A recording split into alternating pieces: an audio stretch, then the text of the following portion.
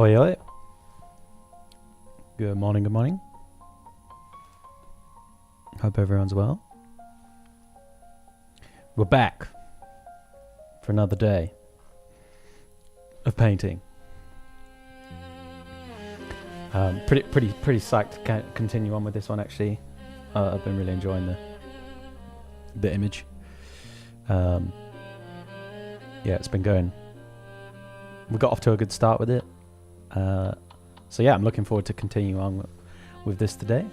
And obviously we'll jump into a bit of a warm-up to start with.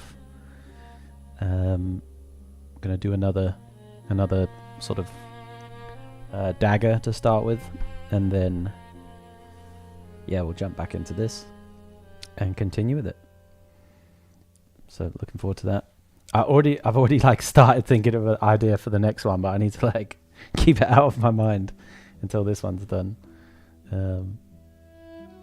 But yeah, very cool. And obviously, like any like questions or anything about what I'm doing along the way, just get them in the chat, and we'll go over it. All right. So yeah, we'll start with the warm up. Jump into that first. Going to do something. This isn't like the best reference image, but it was more just for like showing what I mean. But it's like this sort of hammered black metal. I want to do like a some sort of hammered black metal type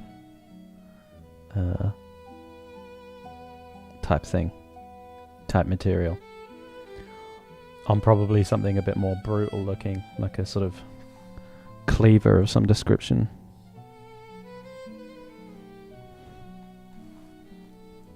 So we'll start off with that.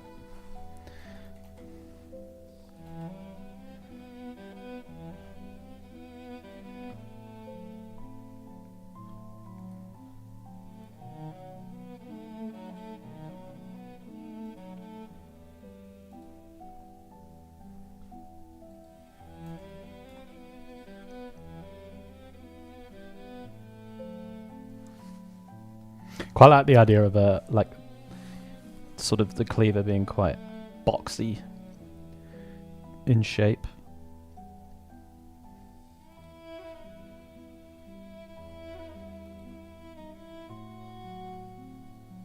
I mean, they generally are, right?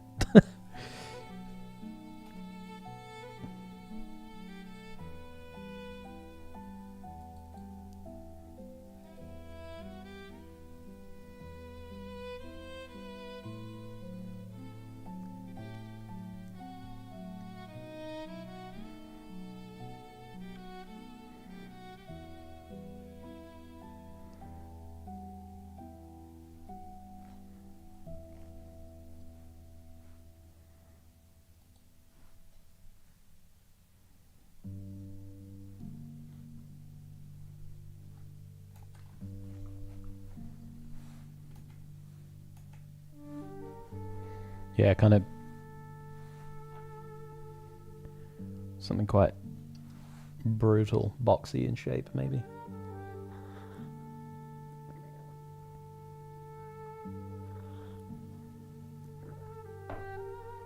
Maybe fresh out of the blacksmith's furnace, you know.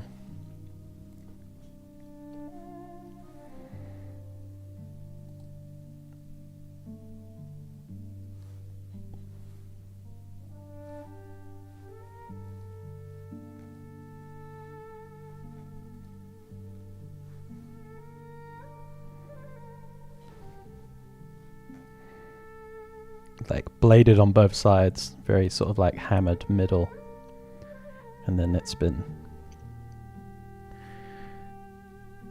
sharpened out. Still quite sort of brutal looking. Something like a, you know, an orc would have.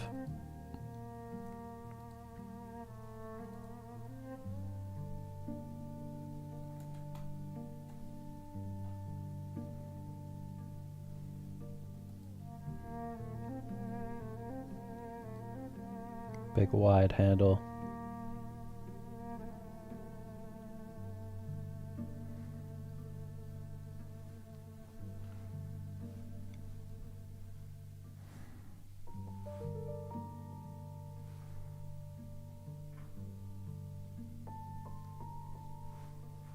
Yeah, does it want that extra bit?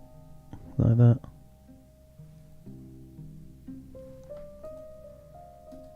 That could be kind of cool. New day, new paint. Yo, what's up, Danny? Danny Metz. Yeah, I'm good, thanks. I don't know if you were here yesterday, but we started this one yesterday. This is what we're going to continue with today. After the warm-up, which is going to be the dagger that we're currently working on. Well, I say dagger, kind of sword type deal. Cleaver.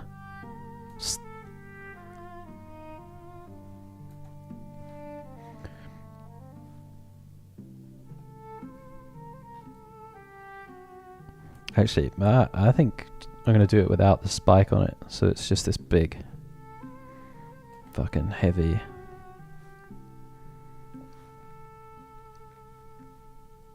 Hammered out.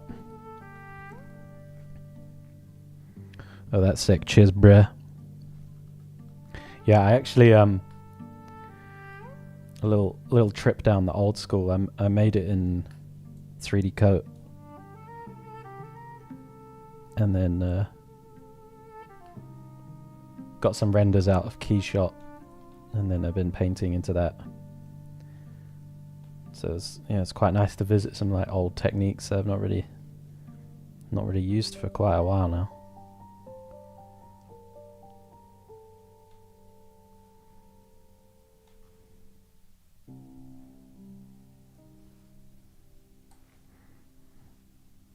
How's it going? Are you editing today?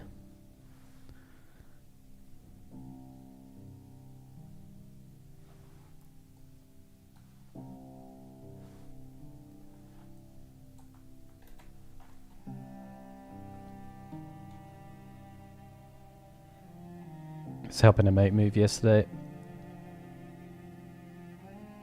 Oh shit! Yeah, I helped my brother move on the weekend just gone. I was like running up and down the stairs. They've got like a really tight staircase in the old like cottage that they were in, and goddamn, getting like some of the bigger furniture down the stairs was like playing Tetris, but like an even less fun version of Tetris.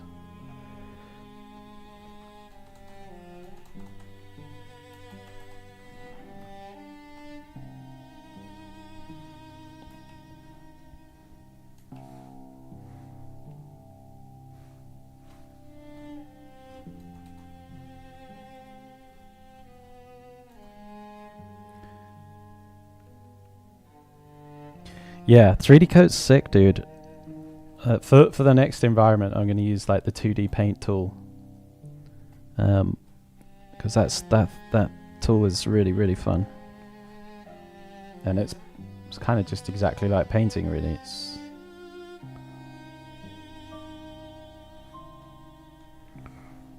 It's awesome.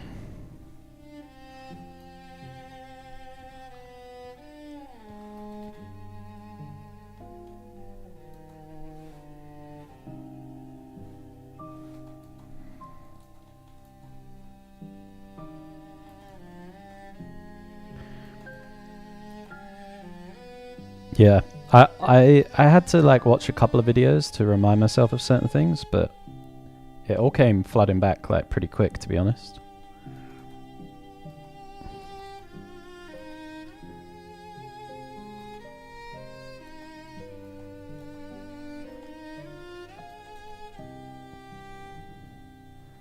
Yeah, like the model I made for this in 3D coat was like really simple, and it's literally like one tower.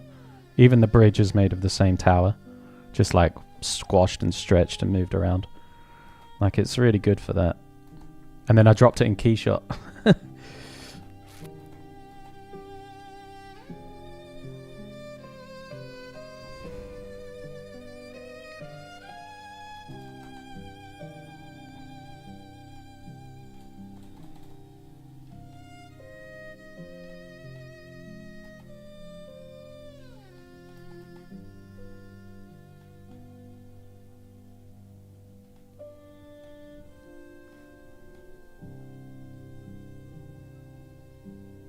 Yeah, and it.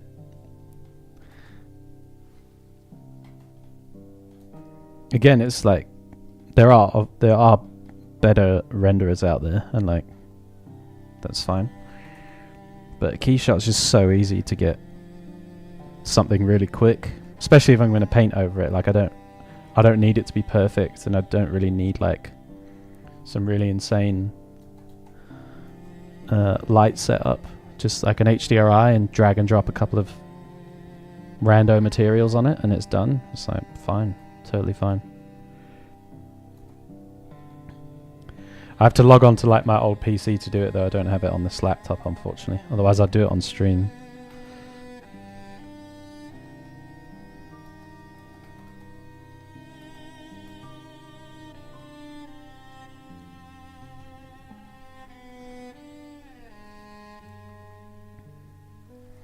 Noni. Alright, you're a bot.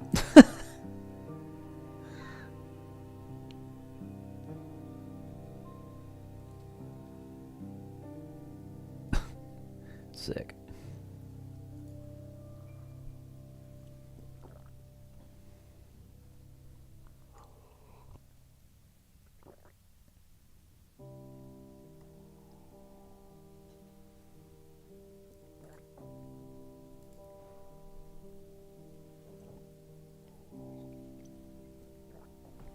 Yeah, it is great for that. Like you just really no issues whatsoever. Just drag and drop, cool. Like find an HDRI, like jobs are good in. Yeah, I remember most of the time not even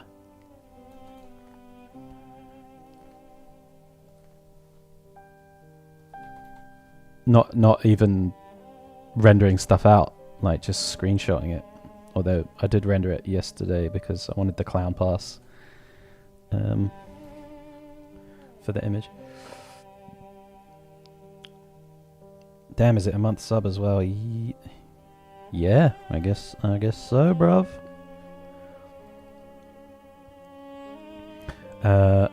Hey, Mikey. Long time no see. Good morning, man. Best wishes. I have a cooking knife from Japan with a cold beat inside like that. Mad texture to try to render. This is we're doing a warm up like at the beginning of each stream, and at the moment I'm doing a dagger. So hang on. Yesterday's one's kind of shit, so I won't show that one. But we did this one before. Yeah, life is treating me good, thanks, man. I hope it's the same for you. So yeah, this was the warm-up the other day. And it's kind of like a obsidian, and this one, yeah, like kind of black iron. I'm also going to have it so it's like coming out of the... It's just come out of the fire, so it's going to have like a hot glowing kind of end to it. Yeah. But yeah, I hope you're doing well. It's a long time no see. Are you streaming today?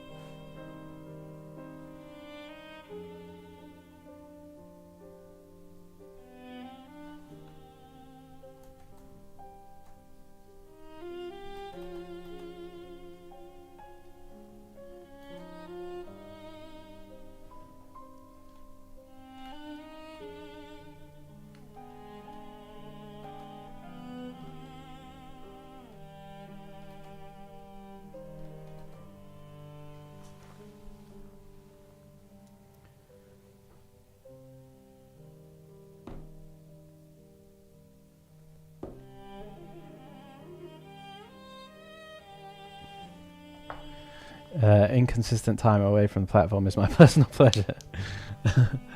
No, not on. Just admin and editing. Rare chance to vibe and be. Oh, nice. Very nice. Deep Fries, thanks for the follow. I'm assuming I'm reading that right.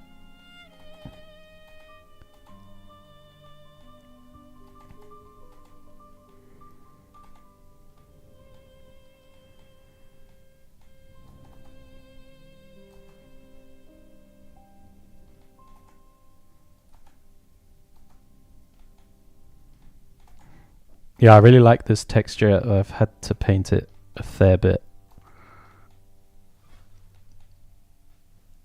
It can be a real pain in the ass.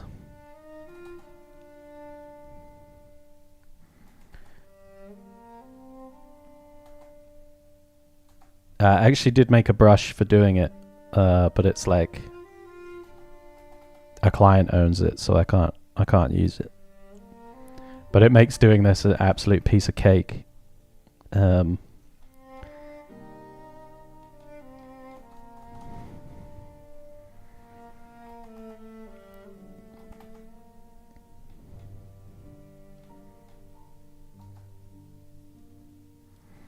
Sup, Deep Fries? Welcome to the stream.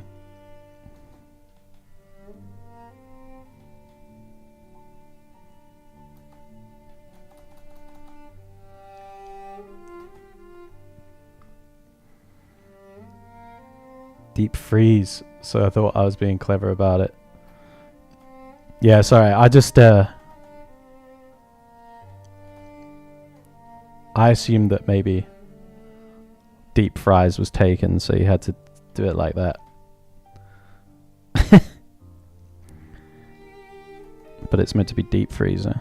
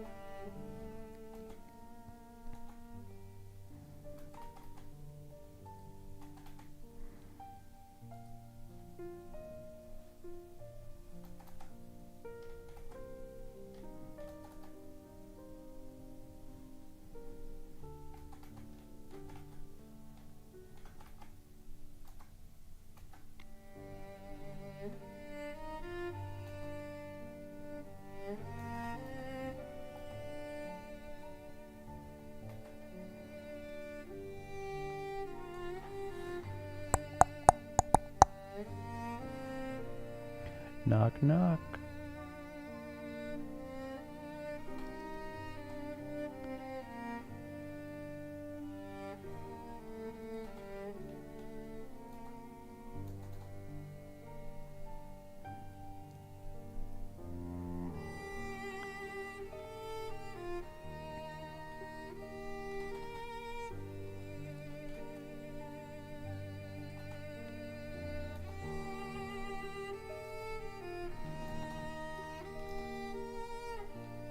So I have like kind of a bit of a rough leather wrap on the handle of this one.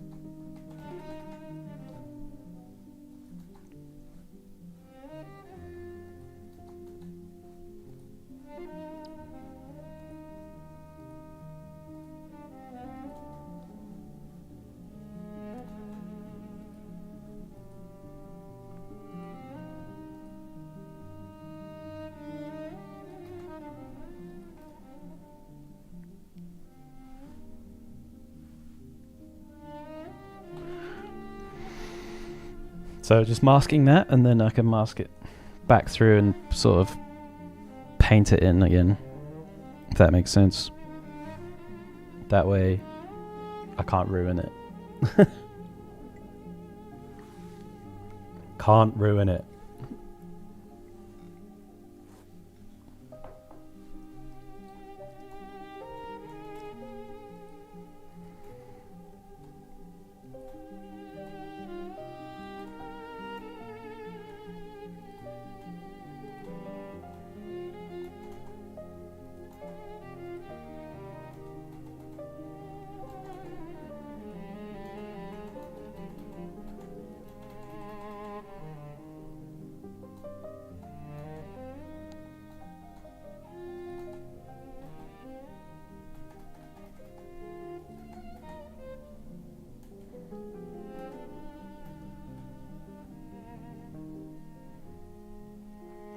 But yeah, doing it this way, you can keep it still kind of painterly and rough, because you know you paint the texture and then essentially you're painting the light onto that, so you're not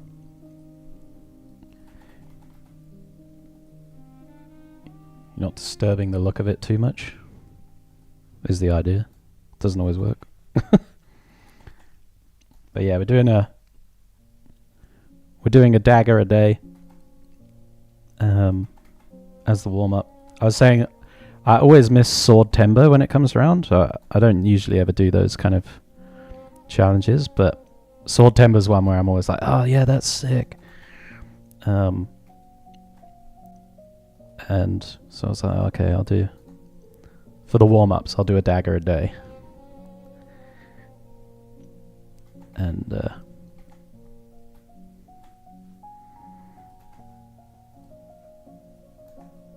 see how that goes.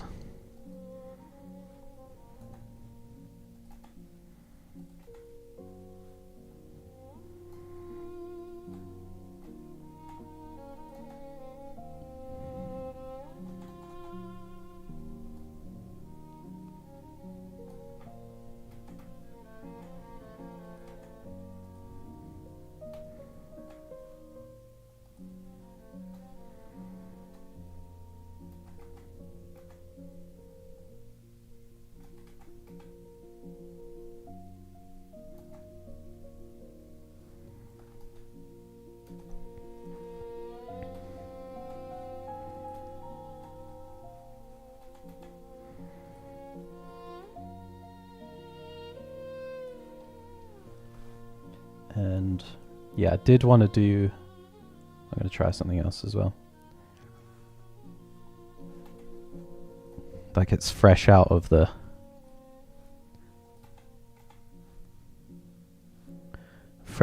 blacksmith's furnace.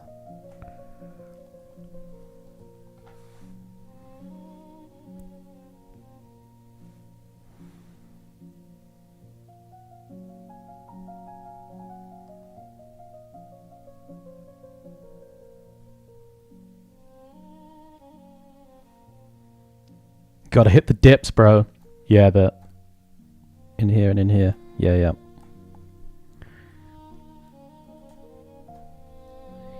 Yeah, yeah, yeah.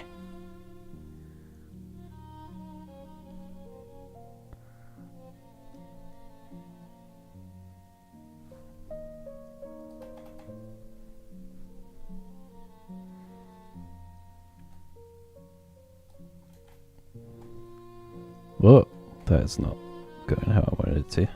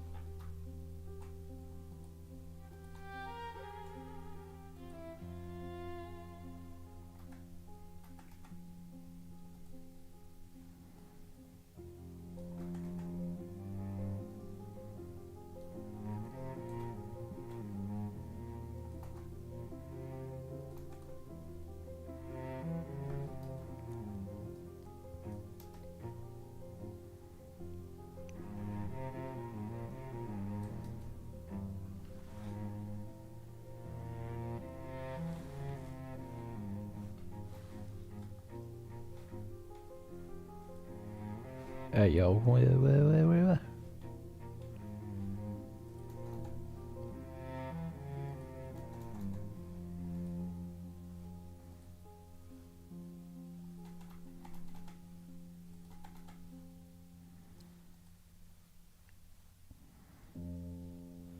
This kind of looks like like a Burger King advert.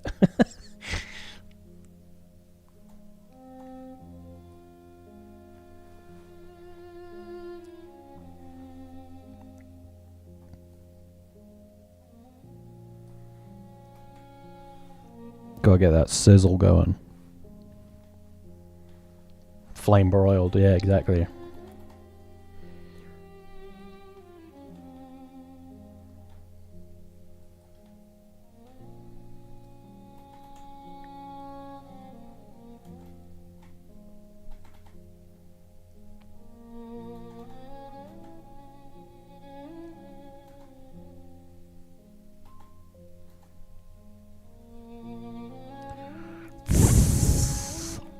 It's like when you order fajitas at the restaurant.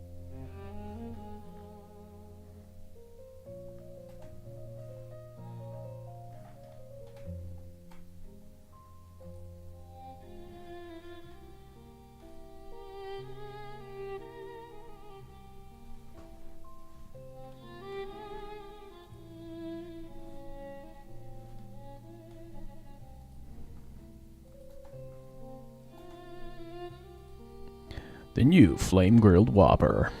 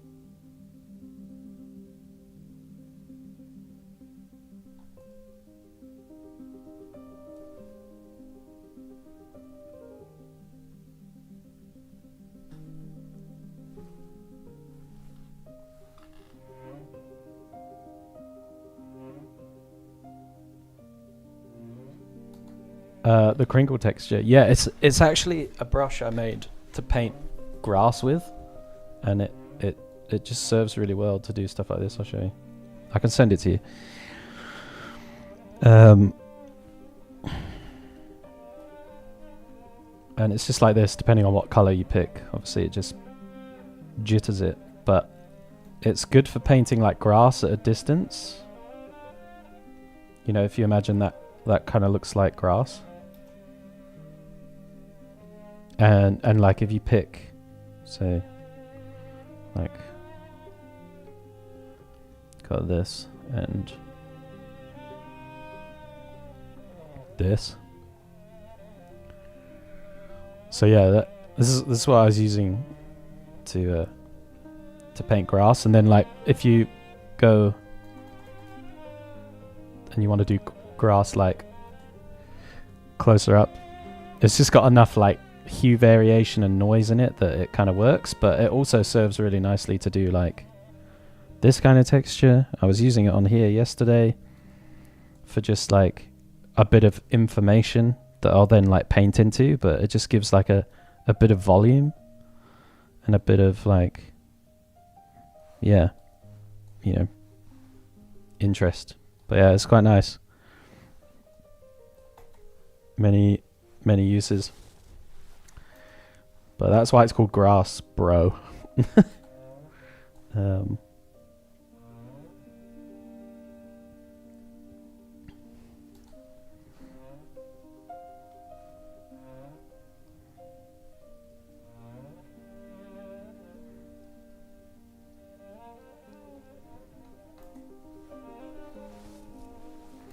Yeah, I was looking at I'll bring a couple of them up. I was looking at some cool environments yesterday, just before stream, kind of getting some ideas in my head, and yeah, I've seen it quite a bit. This kind of jittery texture, you can see it in a lot of the surfaces here. And it's just a little bit of visual information that really helps. Like, I don't think it's necessary to have it everywhere, obviously, but especially in like the sort of these concrete areas, like it's all up here and stuff. It's pretty nice. So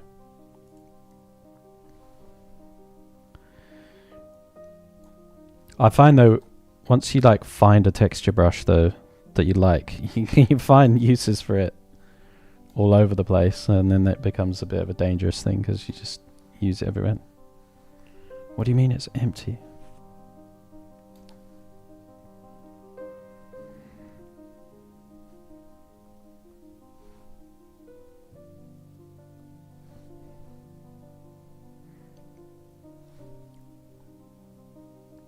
Yeah, exactly. It breaks up the flat shapes and just gives a bit of like tooth.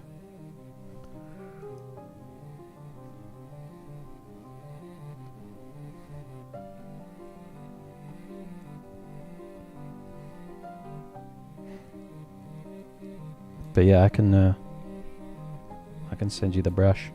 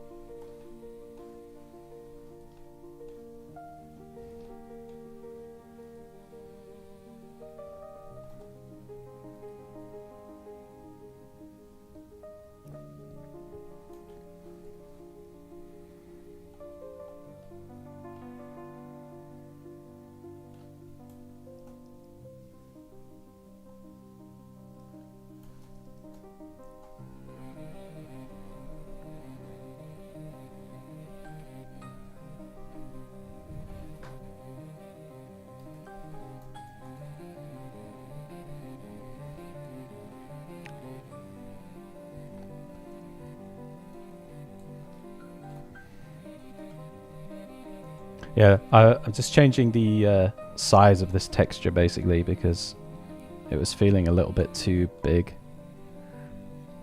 And like the hammered part's really deep, and that was a bit weird for me.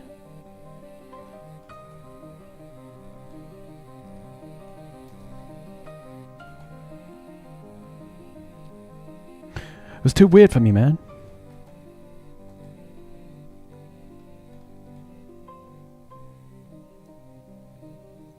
Yeah. Yeah, I will do. I'm gonna hit it again with like a brighter layer and hit the spots and then change that angle as it goes out from it.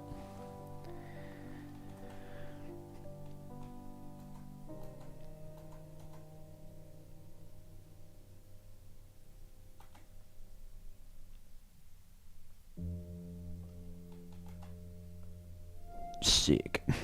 Sick.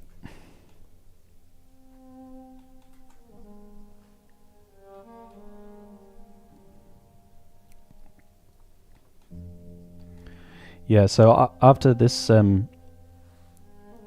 Abyss environment, this one, after we've finished this one up, which is still going to be a little while, but I've got another one that I want to make as well.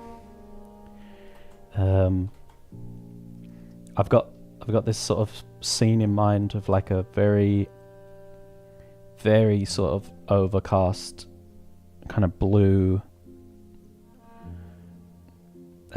sort of like overcast swamp environment basically, but it's sort of really, really, really, really tight values. I mean, like really overcast, really humid.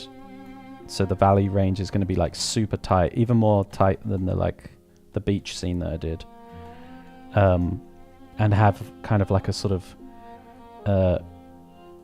very sort of witchy looking hut on stilts in the water, and like just have this really, really sort of ominous, spooky eeriness to it, where the values are like tight. Hey yo, Chinny 2D. Raiding with the party of 17. Welcome. Thank you very much. And welcome all the newcomers. And thank you very much for the follow there. Sorry, I missed your name.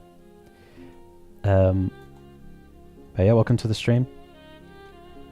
We are just doing a little warm-up right now.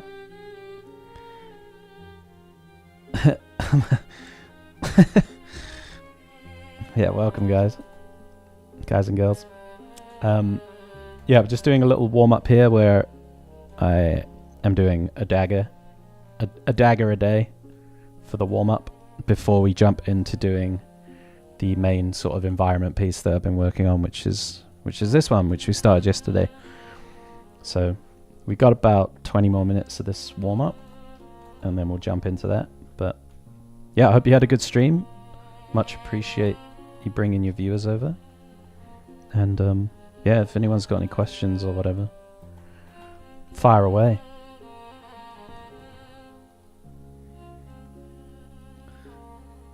We probably poop.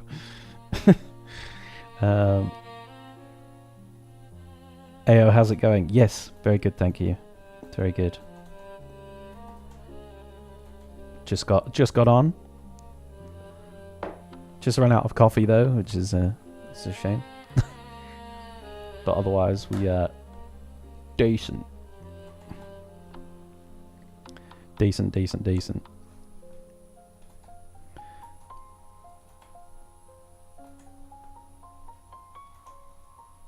So basically, we're just figuring out this texture. I'm just painting it kind of without the highlight on it first, to sort of get the rough lay of the land, as it were, and then we're going to go in and paint the highlight. And it's kind of an interesting one when it comes to the lighting on it. I'll sort of explain it in a second. You really have to look at the reference for this, and I'm just trying to make sure that all of these things are in the right place first, and then I'll explain what I'm doing.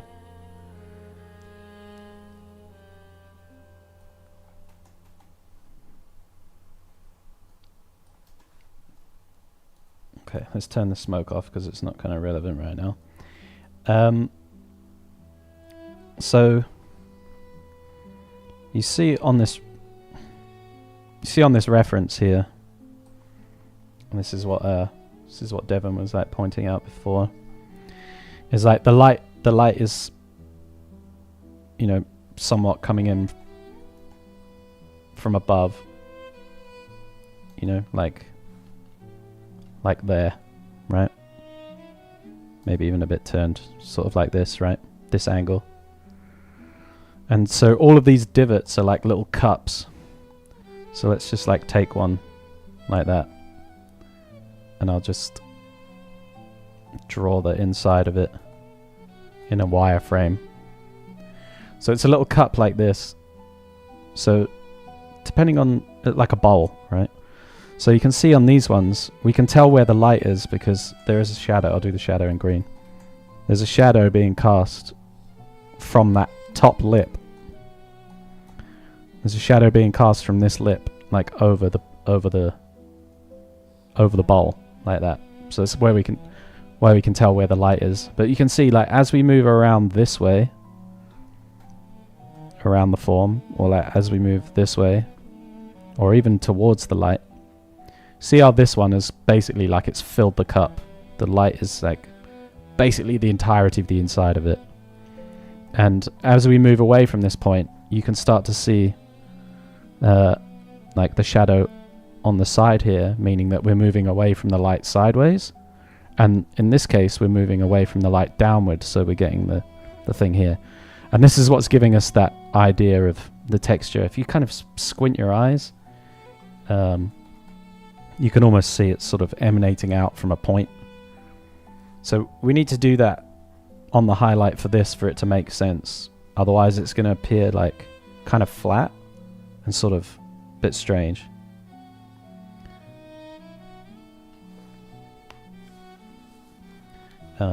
So that being said, let's try and like emulate this lighting effect. So let's get rid of this for now. Disable layer mask. Delete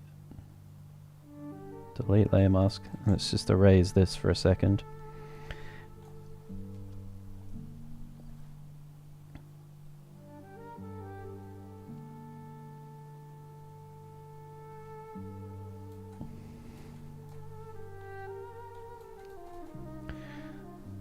So I'm going to have the light coming in kind of at an angle.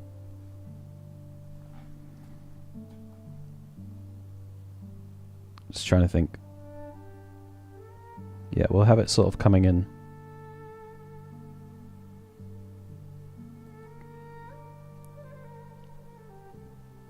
like this. So what we're going to expect to see is like basically light on the inside of these divots facing that light source, you know, like this. But then this way, you know, that's going to get kind of thinner and thinner until out here we're going to get like a little bit of a reflection on this side as it goes away, and that's just going to kind of like fade out. And likewise this one, as this angle's getting more, you know, acute to the surface, these are going to get smaller. So you're going to have an area of like, I guess, the biggest reflections, and then they're going to fall off in this direction, this direction, this direction. They're going to flip, but they're going to fall off as well. And this is going to be like a little kind of point light, I guess, right here. And these are like that. And hopefully we don't mess it up.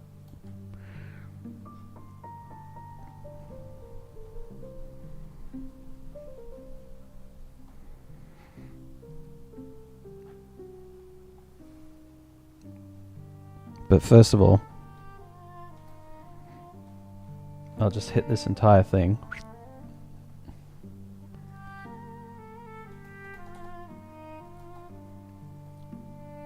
As if it was just a flat surface, right?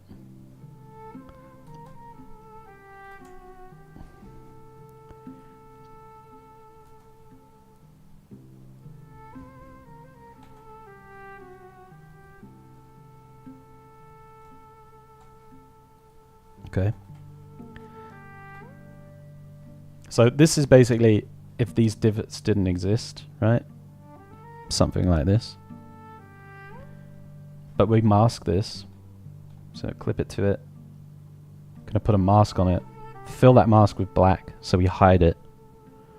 And now because the lighting itself, like we have a fall off, brightest area. Woo. We have a fall off, right? Brightest area. And that light falls off in this direction, this direction, this direction. Now we're just masking out the shape of the divot. And the fall off of that light is already somewhat established for us. I'm going to prepare lunch. See you later. Heath and chat, thank you very much. Enjoy your lunch. Gonna need lunch update.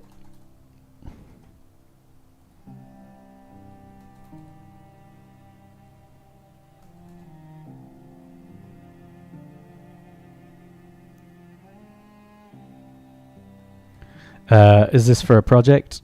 No, this is just for kind of warm-up purposes.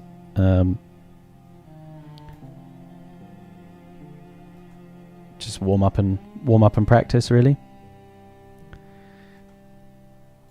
I like to warm up before I practice, before I paint, like every day that I'm painting, because just gets your head in the game, gets you thinking about something else before you start doing your main painting, which I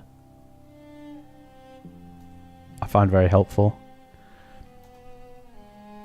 And like sometimes, you know, when you pick up the Wacom or the whatever, your Hawaiian at the start of the day,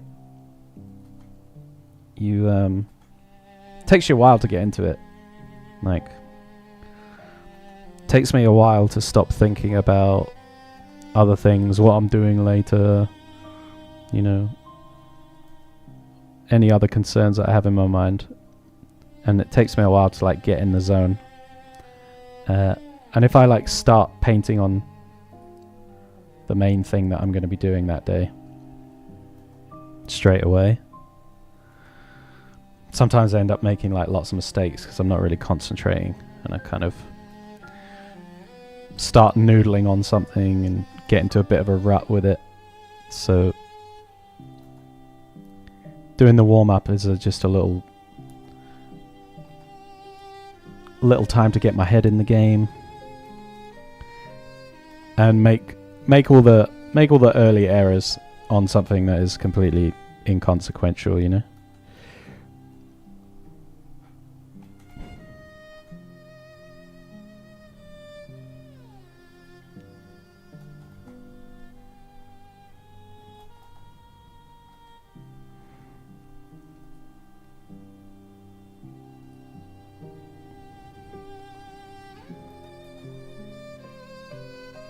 Yo, Jewel, what's up?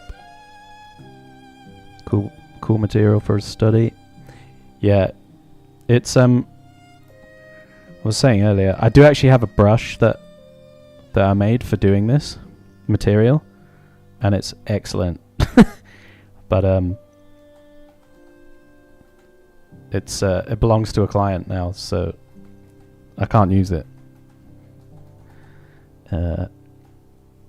So, RIP, I guess.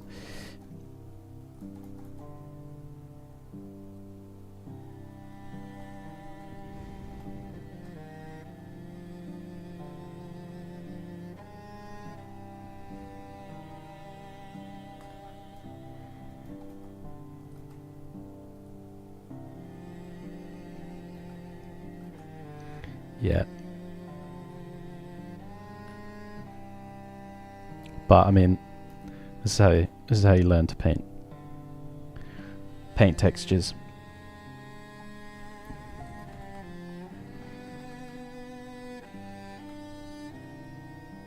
It's always a bit more fun.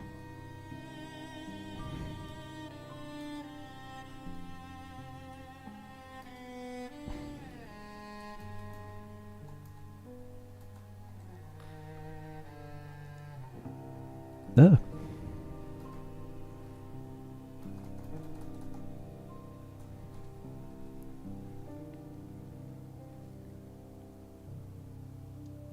Okay. Yeah, so, I mean, this needs a lot more, like, painting into, of course.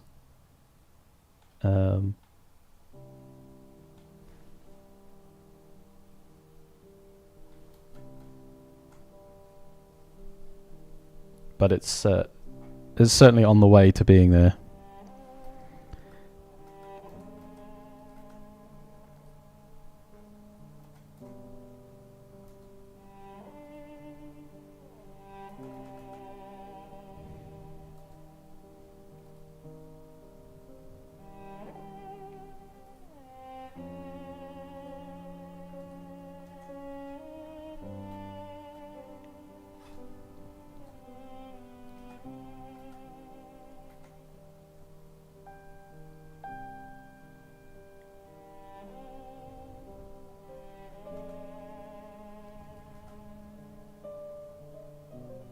How long have we got? Well, we've only got a few minutes left on the warm-up.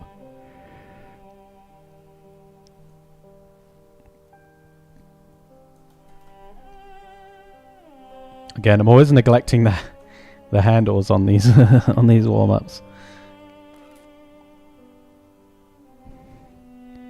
Poor knife handle just gets 0 love. We have to do a hand grip a day. Give the hand grip some love. X Mixtron. Thanks for the follow. .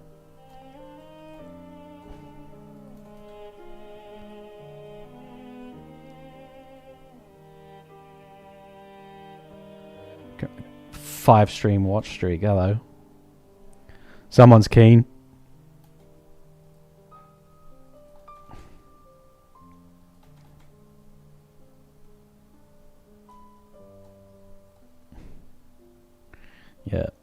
Yeah, handle's getting no love at the moment. So yeah, this is the Flame Sizzler. Pretty hectic cleaver, not gonna lie.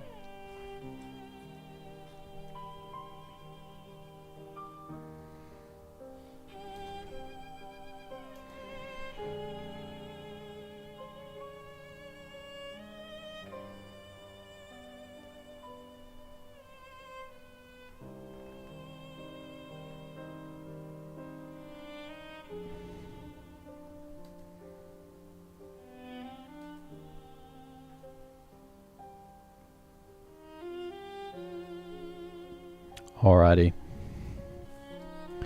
So that does conclude the warm-up portion of today's episode. I'm quickly going to flick the kettle on. I'll literally be like 10 seconds to make another hot drink quickly, and then we will get onto the abyss. The main event. Good lad. Yeah, I know. Very important to get the kettle on. Very important.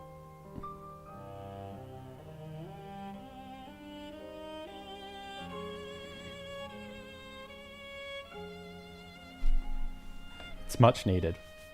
All right, 2 secs.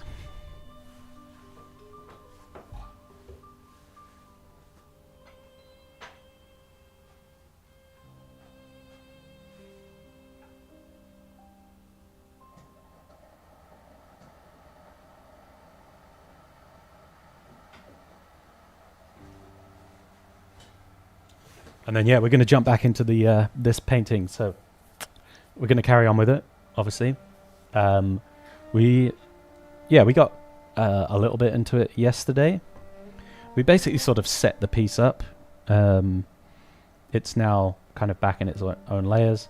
We have our clown pass, which I'm updating as we go, and this is here for us to get nice quick selections from the image. if this isn't like something that you do in your images, and you struggle with either keeping like things crisp and clear, or getting a bit in a mess with layers, and so on, or missing the ability to like make kind of big edits later on in the picture when you've got lots of stuff going on, I would really consider making something like this as you go along. You know, out of a 3D program, when you render out 3D, you can get like a ID pass, or in some programs called a clown pass, and it just assigns the geometry a bright color like this so that you can make selections from it, right, when you're in Photoshop. And you know, for example, if I want to select all the bridge and its bones and everything, like really quickly, I can just grab my quick selection tool, go over my clown pass and just click on that, and ta-da, I have the whole thing. Now, as I add more geometry to this, like let's say I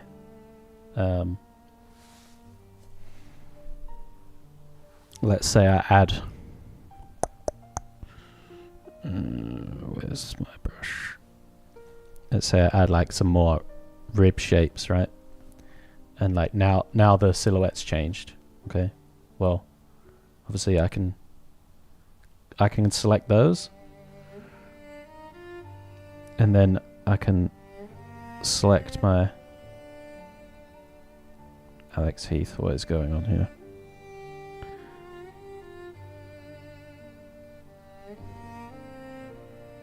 And then select my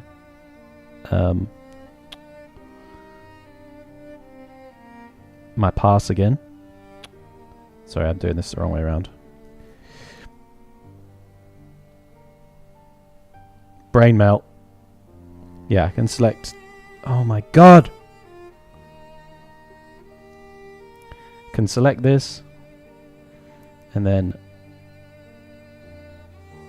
select this new geometry here, and then update this, color these in, and update it like that. So that's how I've updated it from its initial thing to this, and I will just kind of keep doing that as we go, and that again will enable me to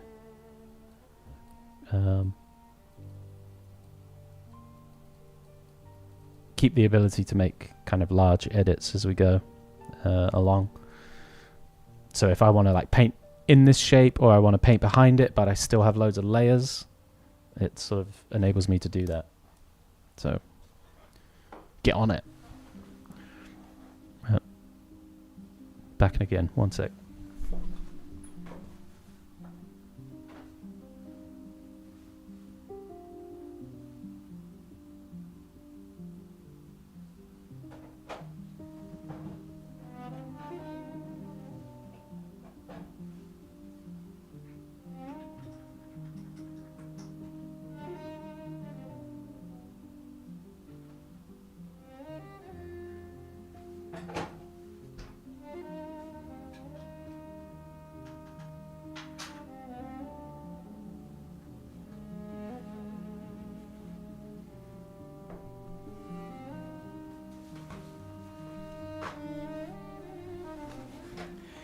Righty.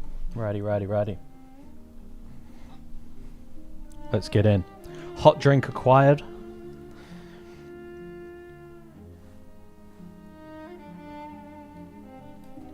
We on.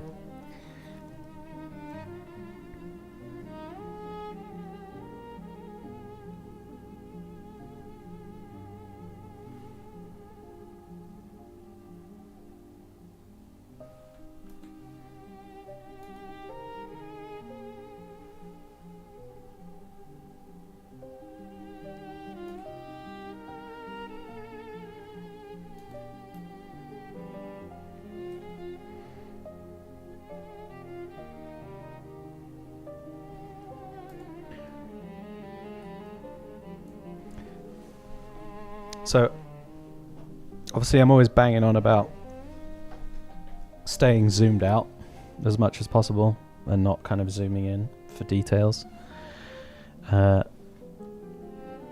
And that, a lot of the time, is what kind of constitutes the style. As in, I'm trying to retain a very painterly look to things, not over detail stuff, and really try and, as much as possible, I'm not saying I'm like adept at this or anything, but trying to retain a sort of one stroke, one plane kind of mentality, where, you know, I'll try something with one stroke and try and get the sort of plane that I'm trying to describe.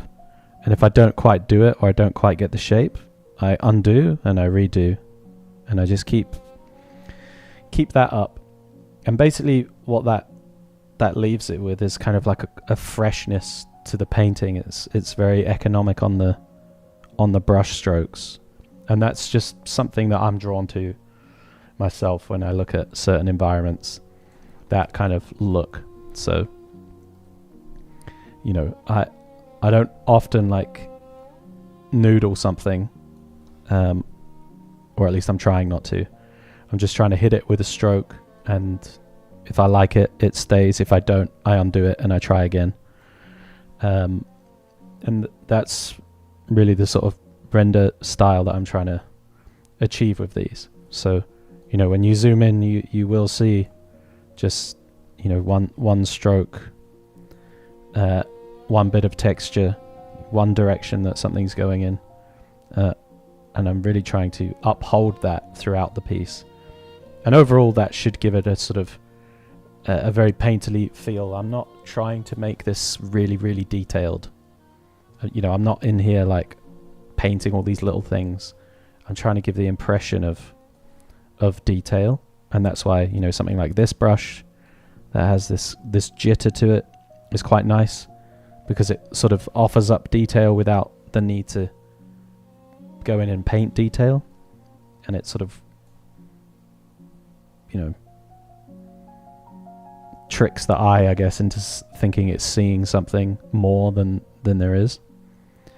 I'm not saying you have to paint this way at all. This is just the style I'm trying to achieve with these environments that I've been doing, and it's just something that I enjoy the look of, and it isn't necessarily quicker until you kind of are very good at that. But it does, I feel, kind of get me a look that I'm after.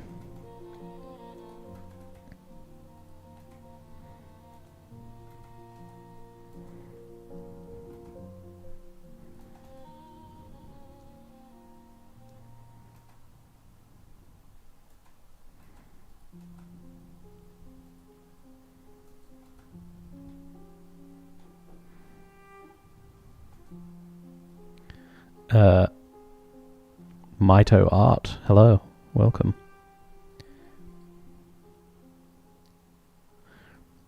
Yeah, for sure. I think I do the same sometimes. I like to sort of call it like I'm making notes. You know, I make a few sort of notes on a different layer, and then I come back and I'm like, okay, this is the thing I'm trying to do.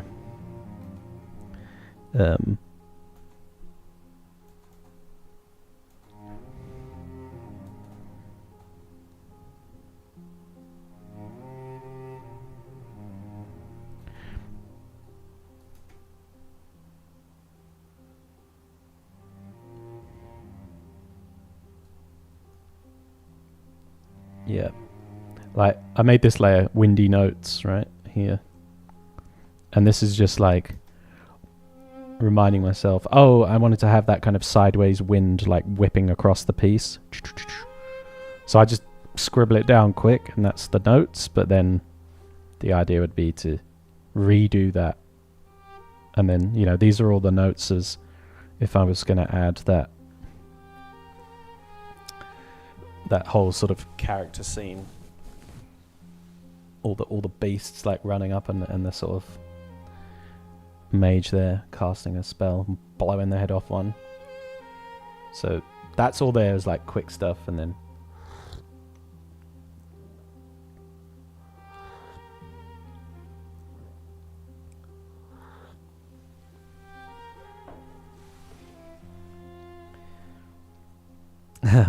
but then you do it on a whole new layer. Yeah, true. It is tempting though. Sometimes on these notes layers, because I'm making sort of quick decisions and I'm not overly thinking about it, sometimes I end up making something like a note or a certain stroke or shape that I really, really like, and I just can't get it on the actual layer itself. So I do sometimes like copy those notes off of there, or like duplicate the notes layer and just save the one bit that I like. I do that sometimes. Naughty.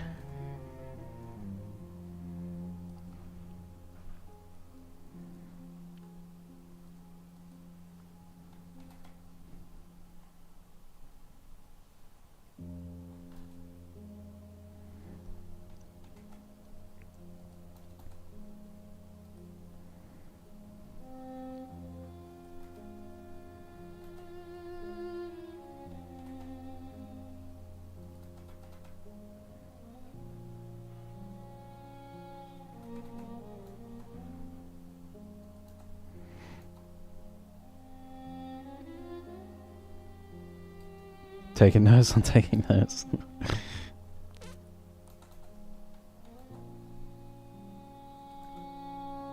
So the impression of like the side of the structure here is that sort of want to give a slight impression that it's just like piles of bones and ash that make up basically this sort of bridge structure as a whole. So obviously we have these kind of rib shapes that are sticking up, and I'm just sort of indicating with brush strokes here kind of surfaces that could be, you know, ribs or something like that. But again, not going super hard on the detail. It's make a stroke, erase, make a stroke.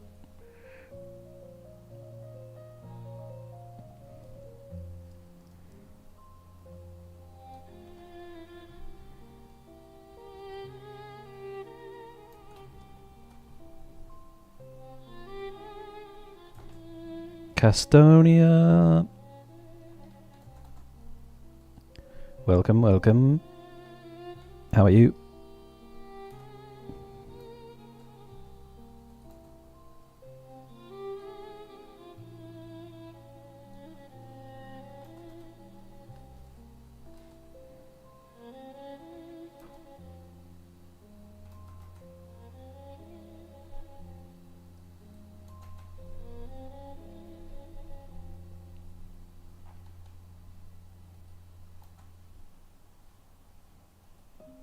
Hi, I'm decent.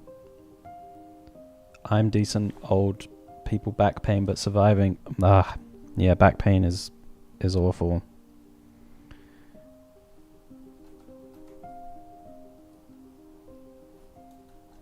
Yeah, I'm good, thank you. I'm good.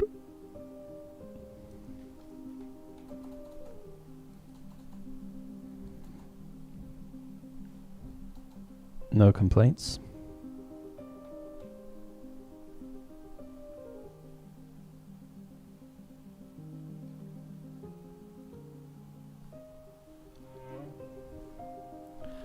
Yeah, I've definitely had bouts of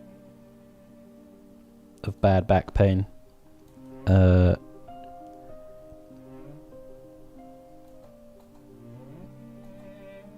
before, but I have a setup now that I don't get any back pain on.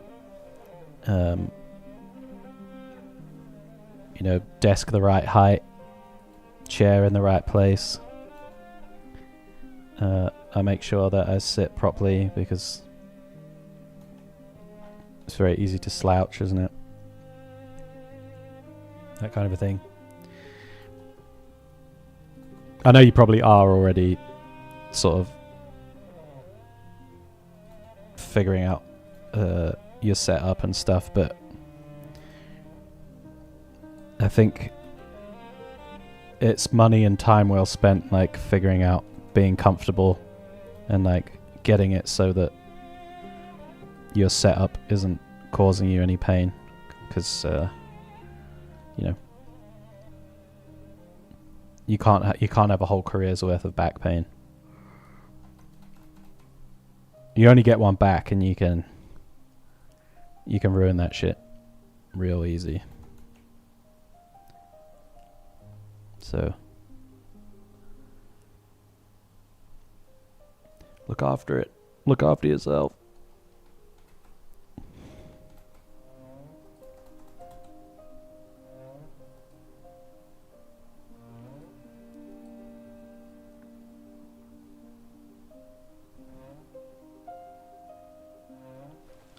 Yeah, it's got a new desk that can't go higher, so I don't shrimp myself over the table, so I don't have lower back pain. Yeah. I have it like diagram time. Chair arm and table are like the same height. And then my tablet is up like this. So my arm can like rest on the arm. And it's like this. And that's really comfortable for me. I don't have any issues like that. And this does go standing as well, this desk. And if I ever get, you know, if I've been like at paintball and I get really hurt my back or something, then I can go and put the desk standing up and do it that way for a few days, and that usually sorts me out.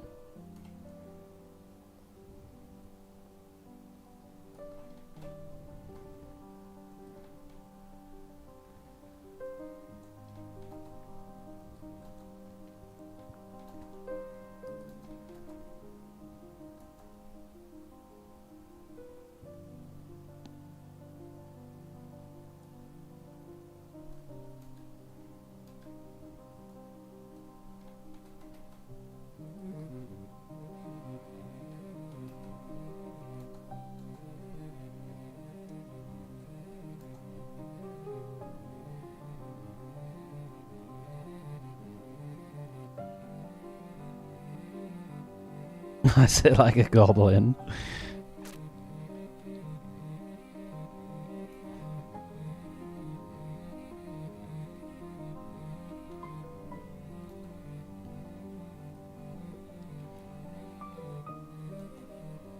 I do have one bad sitting habit, which is sitting on my foot. You know, I'm doing it right now. Like if that's a cross section, one leg is up like this on the chair.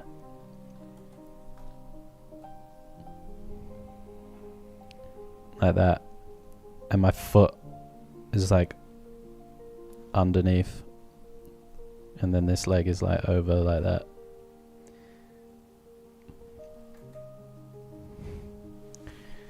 And that's a bit I'm doing it now.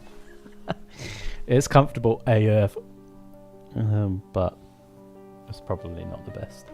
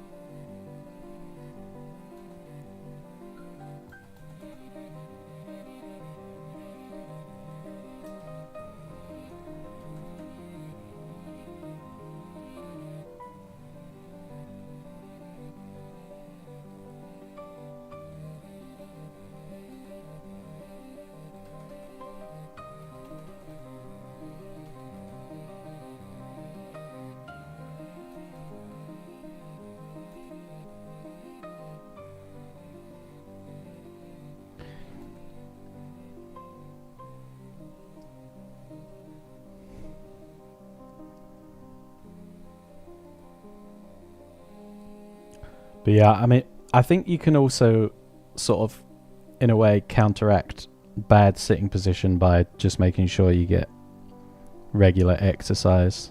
Like, I feel like if you get regular exercise, you can kind of mitigate the fact that you sit like an absolute goblin all the time. If you're outdoors and like walking or cycling or anything like that, you just get a proper stretch out. As if you're like being a goblin, but you're also not being very active. Then it's compounded.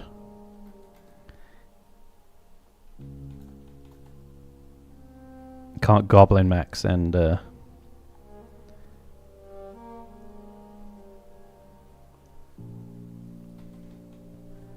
also be on the no movement maxing.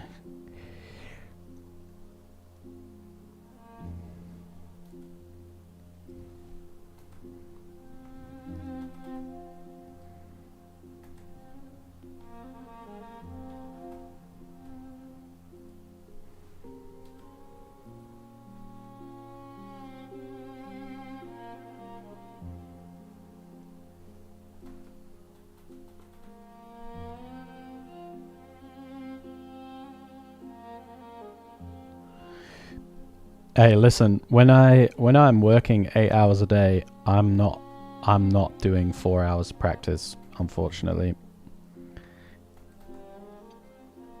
And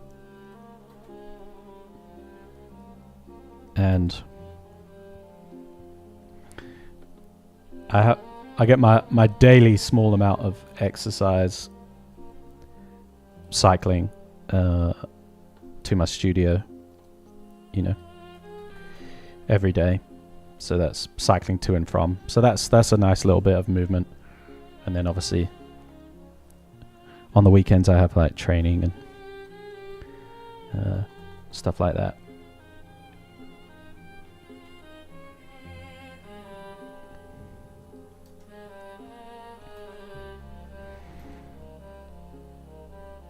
But yeah, I'm definitely not getting 4 hours of practice a day. Oh no. I guess to some extent, like, my average work day, depending on meetings, I'd be actually painting maybe like up to 4 or 5 hours in a day. And the rest of that would either be like meetings or, like paint over kind of stuff with the team. And some days, like I used to have like a Monday, right, where every few weeks, like the stars would align, and like the whole day would be meetings pretty much. So I wouldn't paint at all on a Monday, like every few weeks. Tuesdays was usually like the most painting I'd get in, is like maybe 6 hours of painting.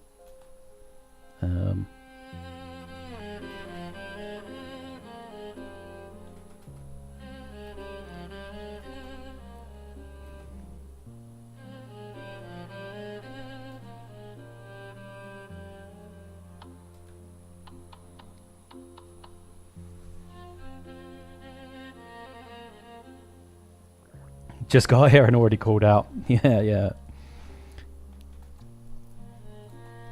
Personal attacks.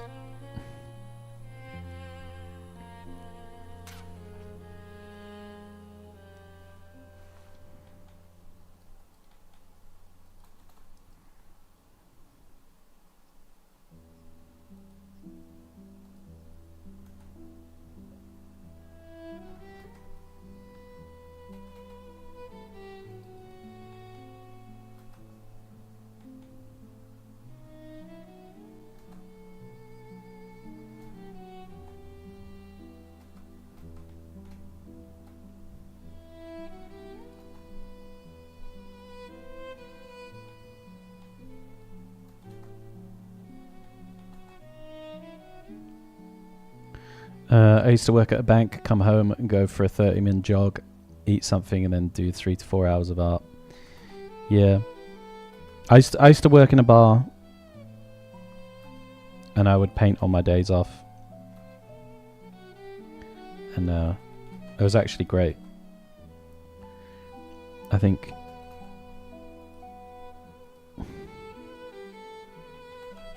I said this before, but if possible, don't rush to get an art job.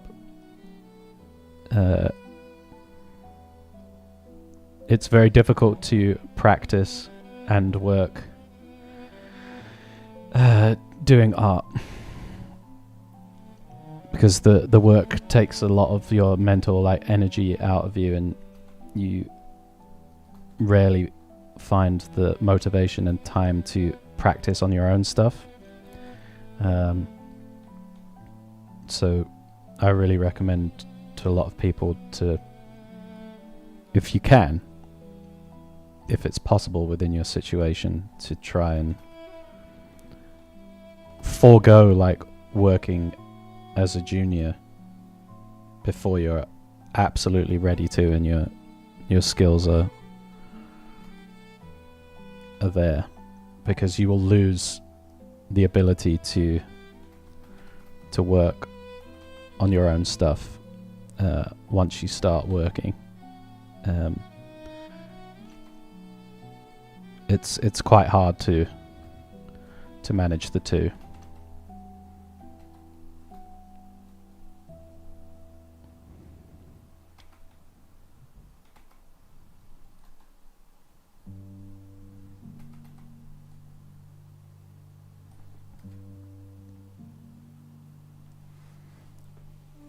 The positive change is such a sneaky evil. You do it without realizing. 6 months ago, I started ballet once a week, and that's been helping pretty well. I hear my ballet teacher in the back of my mind now, and then relax your shoulders and straight back. Yeah, I'm sure ballet is really good for it, actually.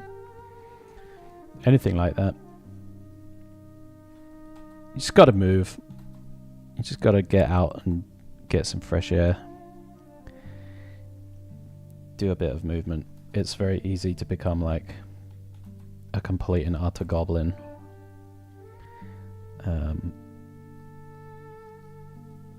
And yeah, it might be okay when you're younger. You might get away with it for a bit, but you get a bit older,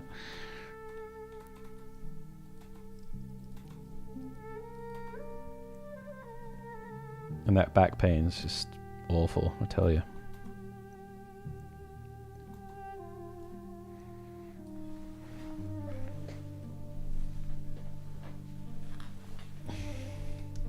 I'm looking for a sugar baby to support my art dreams. Alex said I shouldn't work.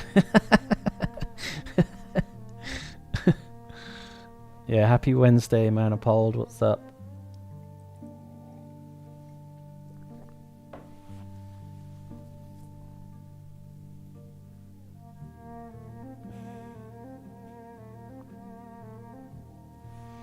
Bring back patrons. That's what I say.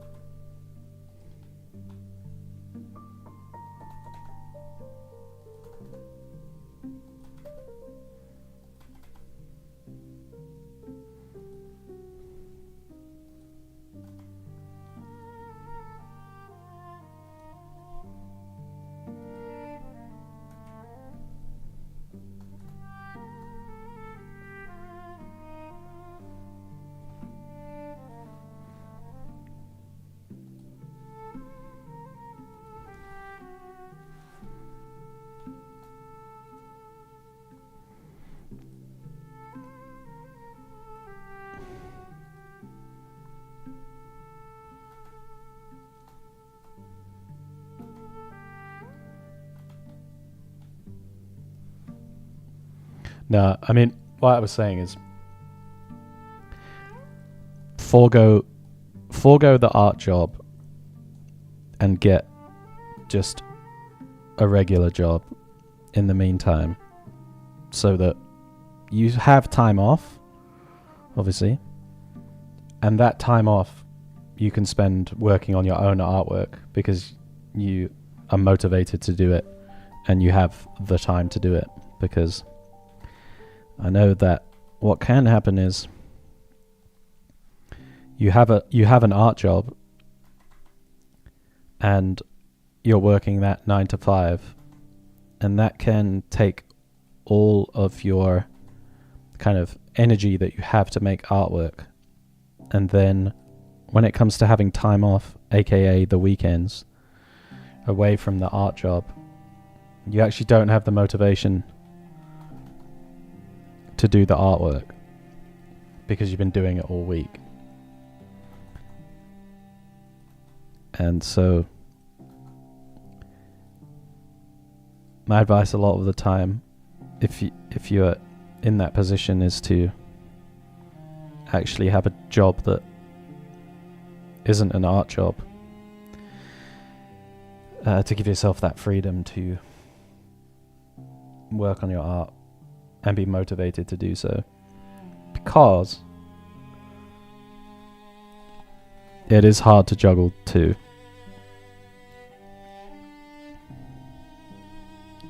For example, the amount of personal work that I have done in the last 5 years working, as opposed to the amount of personal artwork that I've done in the last 2 months with time off, is night and day difference. I'm talking, I maybe have put out a handful of paintings in 5 years, whereas in these 2 months I've painted, I don't know, we're on environment 4. I've done a ton of studies, started that other character piece. It's more than I've done forever, so case in point.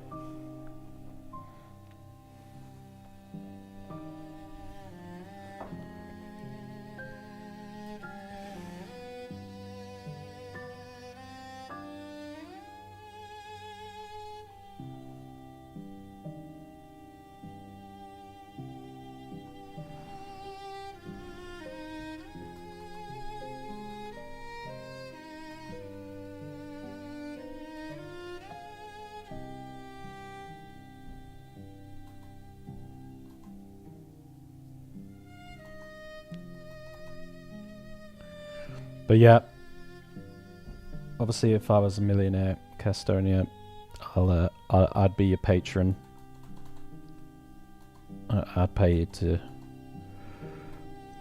practice. I'd pay you all to practice.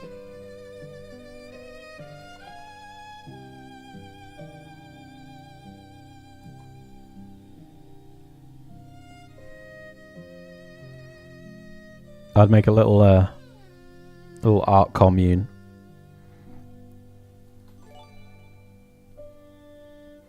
Viking Stevo, thanks for the follow. Welcome to the stream, my guy.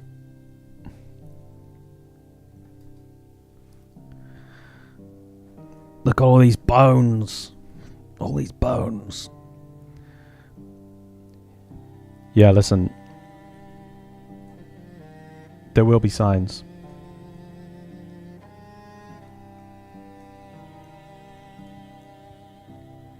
There will be signs.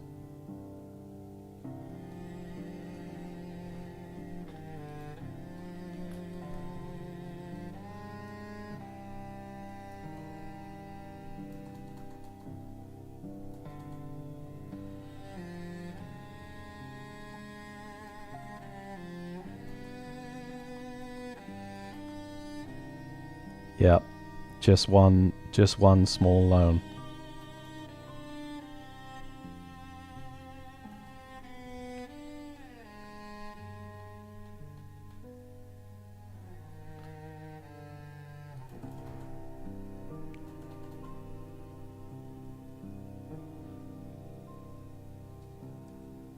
the sign, unemployment. Not a lot we're asking for here. Yeah, I mean, I think, what have we got? Like 30 viewers? £1 million would go a long way. Between 30 of us.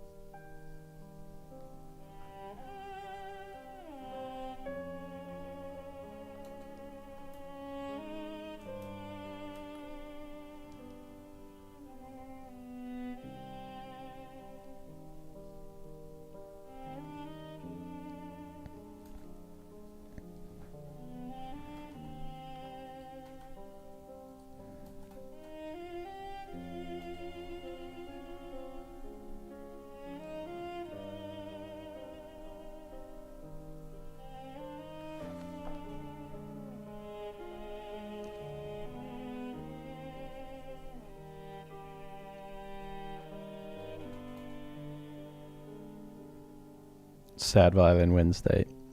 Yeah. I mean, this isn't exactly like a happy place.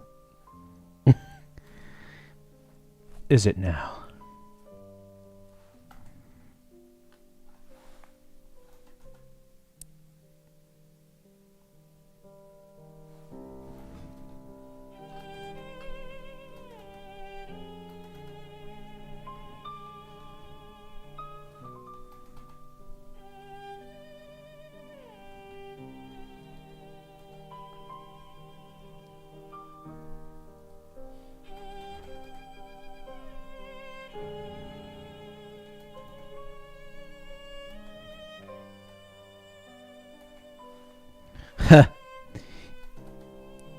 Well, if I was picking the music actually properly based on the painting, I think it would be a little bit more like, you know, sort of movie soundtrack-esque. Like very, very, very sort of intense.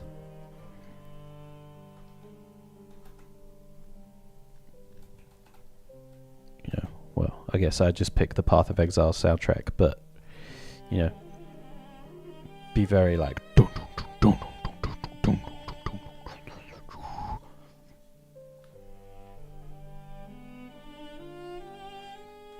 Yeah, I did used to do streams where I'd play like howling wind or like rain for certain things, and the howling wind, everyone feels really cold, and for the rain, everyone just ends up needing the loo eventually.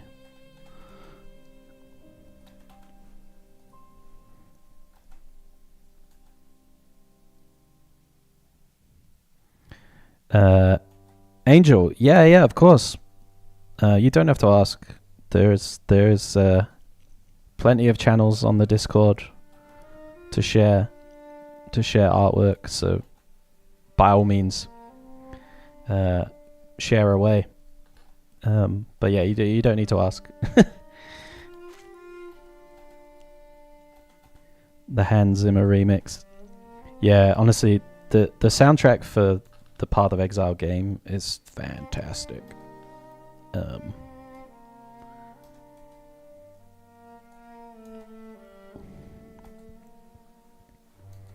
It's really good. I listen to it on my bicycle on the way here.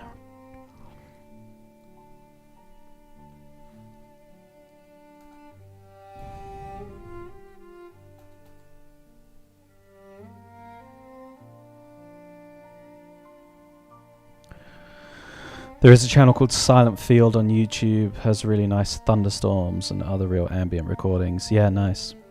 Yeah, I do like that kind of thing.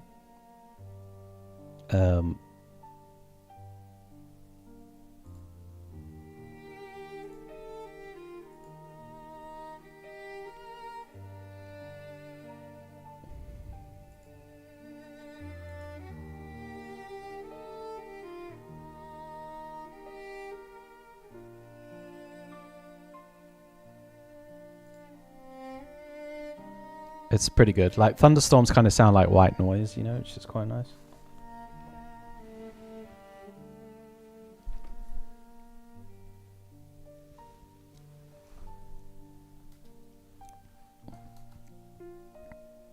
But yeah, sometimes I find with the rain, it does end up making me need the loo after a while. I just hearing this like running water all the time.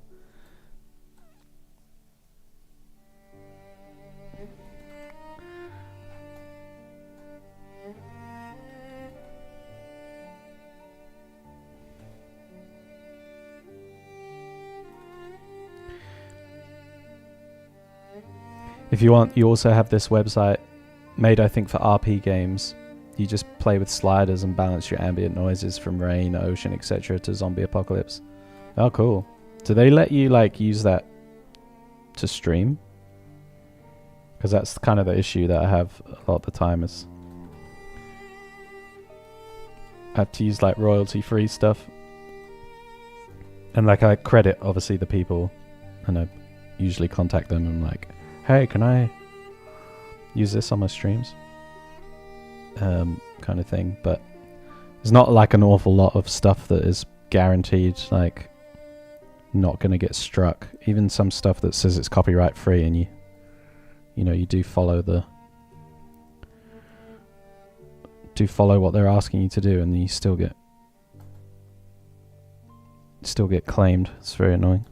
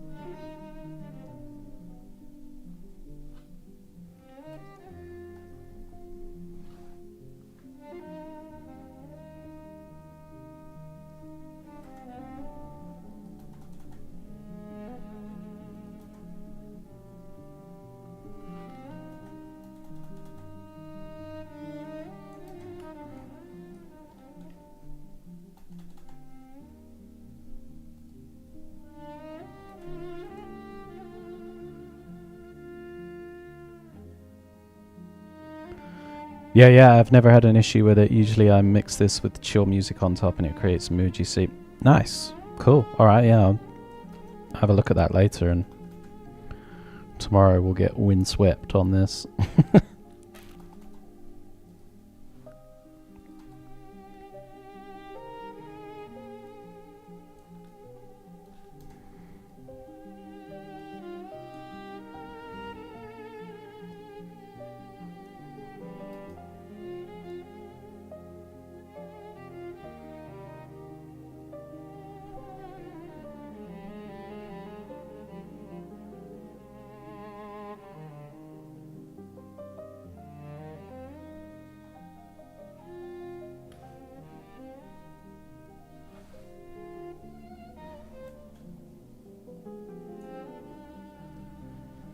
Maybe that's the trick. You just have to mix enough copyright stuff to play it at the same time so you never get a clear read. Yeah.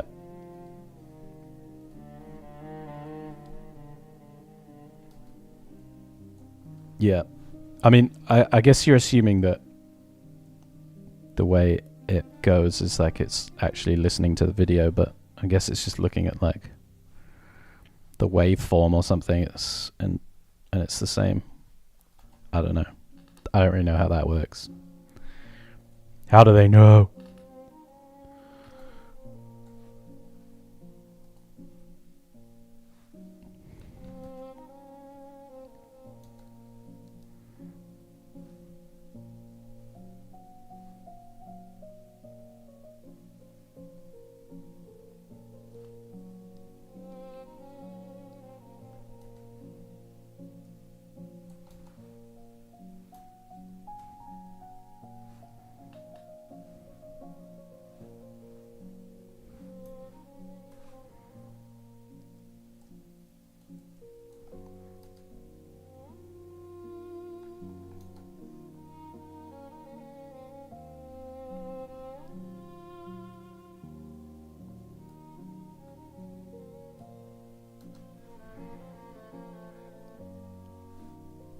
Yeah, the only reason I think it's not being listened to and it's just being done by like the waveform or something is that you can, like, if I just ripped a song like a Britney Spears track or whatever and uploaded it, like before it's even uploaded,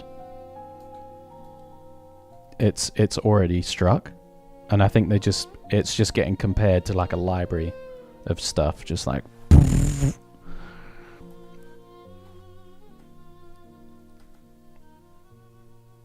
and so it's just instantly figured out.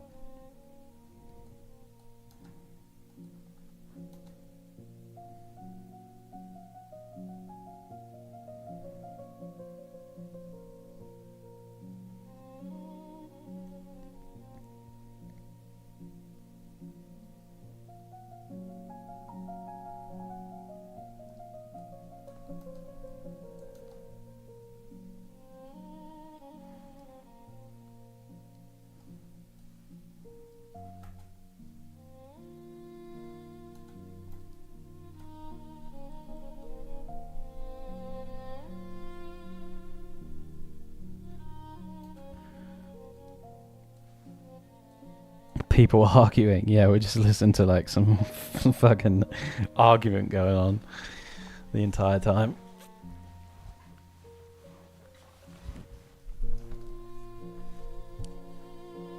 I'm gonna like munch a sandwich, but I'll keep it away from the microphone. Got to get a bit of sustenance.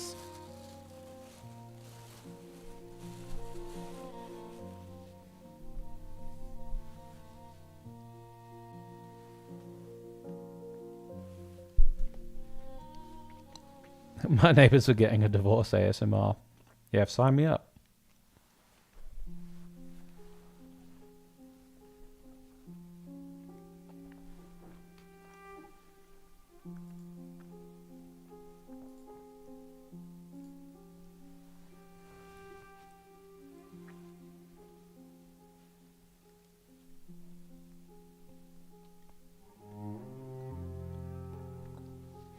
I still have the heel, but we had these bagels and they're not going to last that much longer, so I had to use one.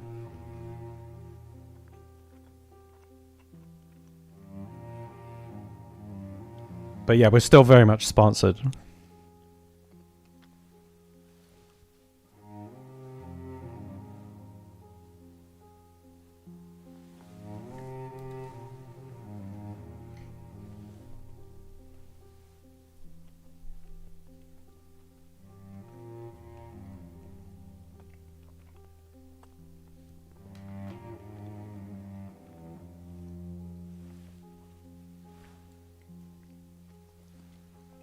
Cheddar cheese and chutney bagel, mate, is primo.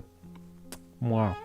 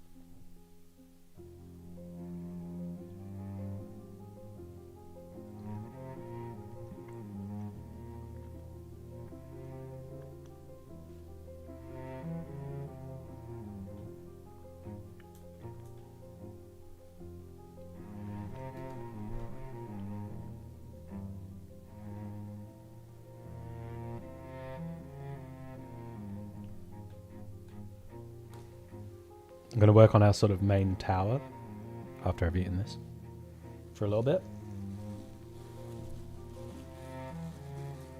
FYI.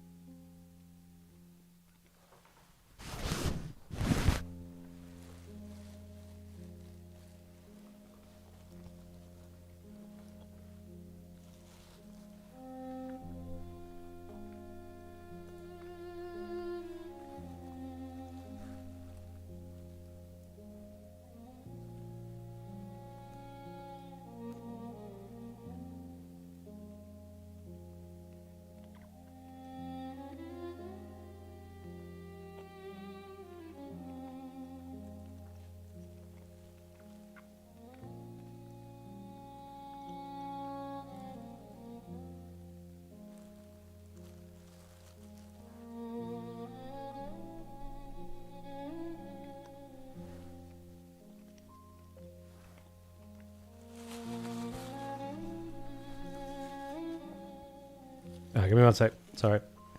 It's going to pop to the loop. And then I'll answer your question, Jeff. 2 mins.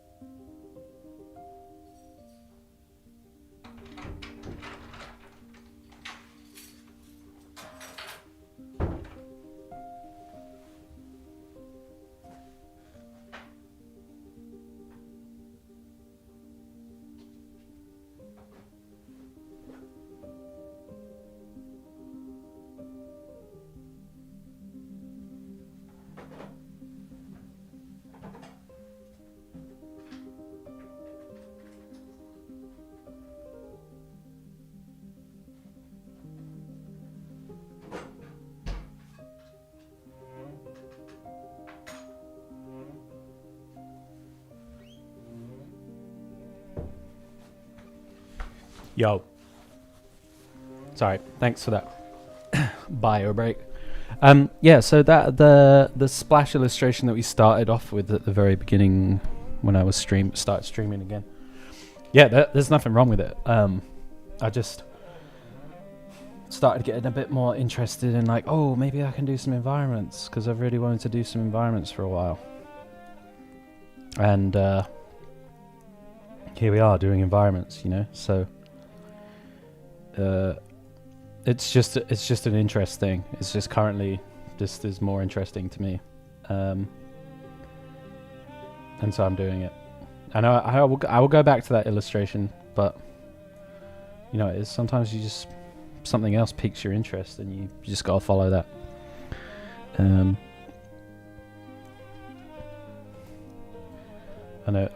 know everyone keeps asking me about it. Alex, what's happened to it, Alex?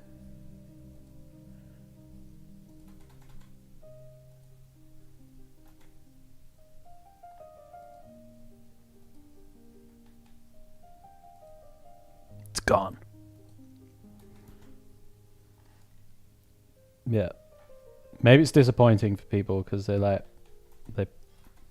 only know my character stuff, and then I'm not doing characters, so they're like, what the fuck's going on? But sorry, what the flip's going on? But this isn't for you kids. It's for me.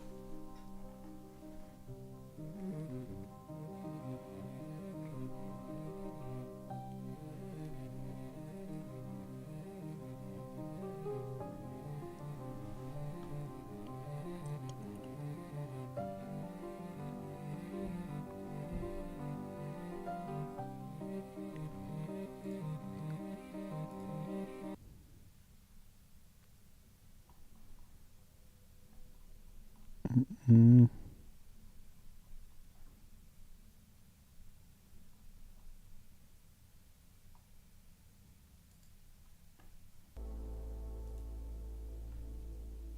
Sorry. That ended.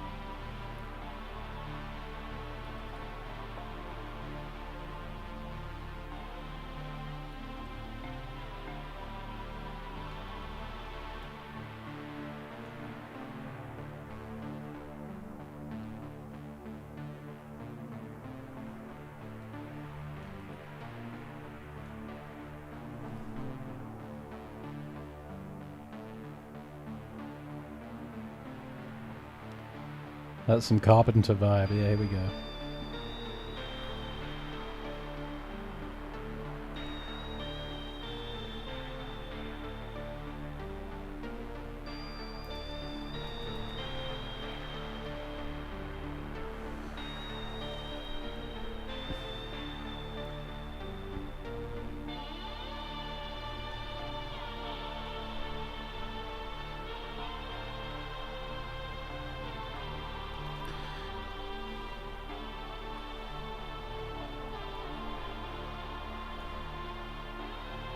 So, gonna just like paint the suggestion of a little bit more detail in this building front. Just make it a slightly bit more interesting to look at, because it is, you know, where this kind of bridge that we're looking at is leading to, and therefore, got to make it worth your attention as the viewer, you know. So there's got to be a bit more interest, and that is something that I could have like sculpted into this, and it wouldn't have taken like too much more time. But I feel like painting this kind of stuff for me is where I'm quicker at experimenting with the way that it looks. You know what I mean? And in that sense, by the way, if the music's too loud, let me know. I don't know what it's like for you guys. So if it is too loud, just let me know. But yeah, if I can like paint this stuff in, it's a little bit quicker for me to like experiment with the shape and look and stuff, and in this way it becomes a little bit more painterly too. I find if you're using 3D as like the basis of an illustration, it actually works a little better to be on the more sort of basic side. I actually hate this thing. Let's start that again. Yeah, it's better to be on the more basic side, I think. In that way, you're adding details with paint. I think what can be the problem is the 3D is really detailed, and you have to paint into it a lot to match the sort of detail, and it can mean that the piece looks very disjointed for a long time.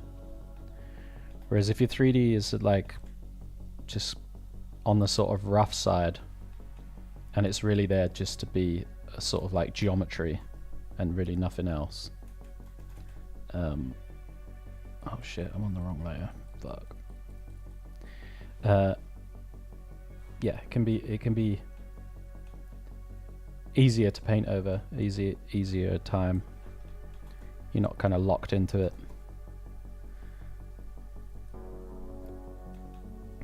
And if like me, you know, my painting skills are obviously way better than my 2D skill, than my 3D skills. You know, past a certain point, I will be able to paint the details better than I would be able to try and like model them. Especially if they're going to be like a mere suggestion, like they are here, and not fully in there. So there you go. It's just something to consider if you're thinking about using a bit of 3D. Just keep it quite simple.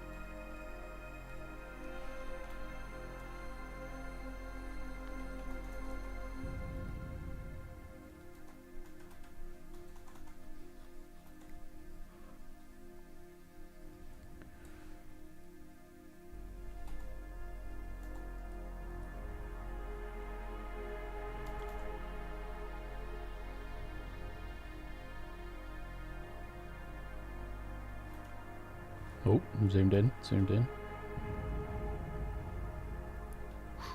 Caught me.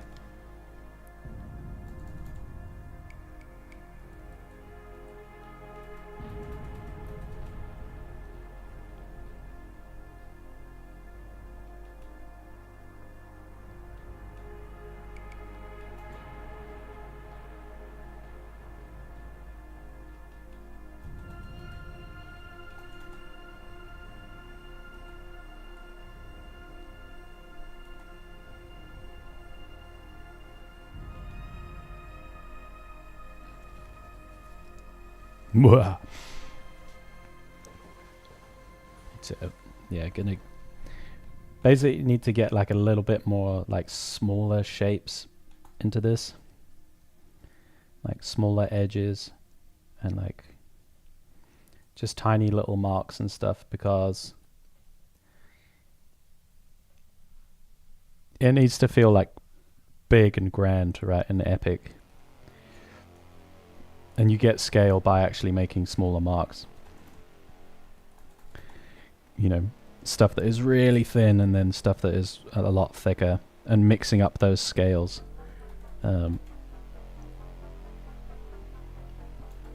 That's how we're gonna increase the size of this thing. It's just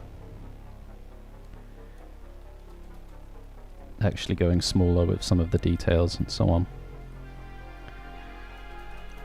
But they're not details, again, they're just like suggestions of.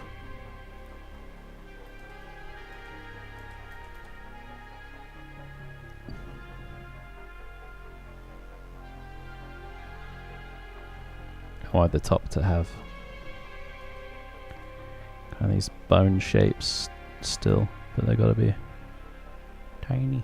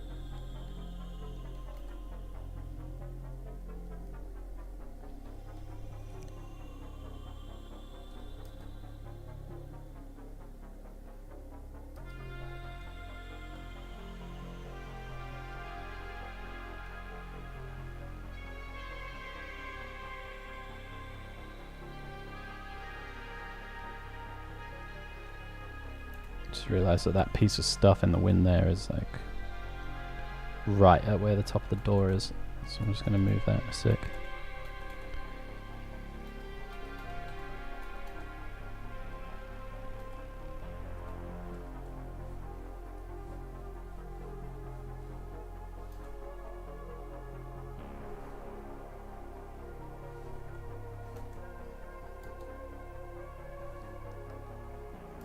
Tangent spray.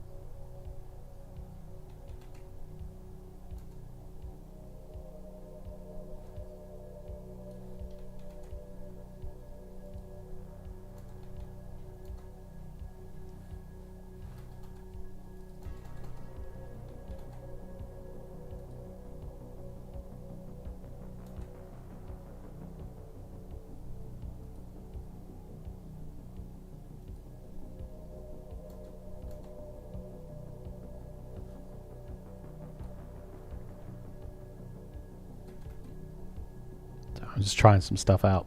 Sorry. Not talking, I'm concentrating again, sorry. You want to listen to me talk anyway.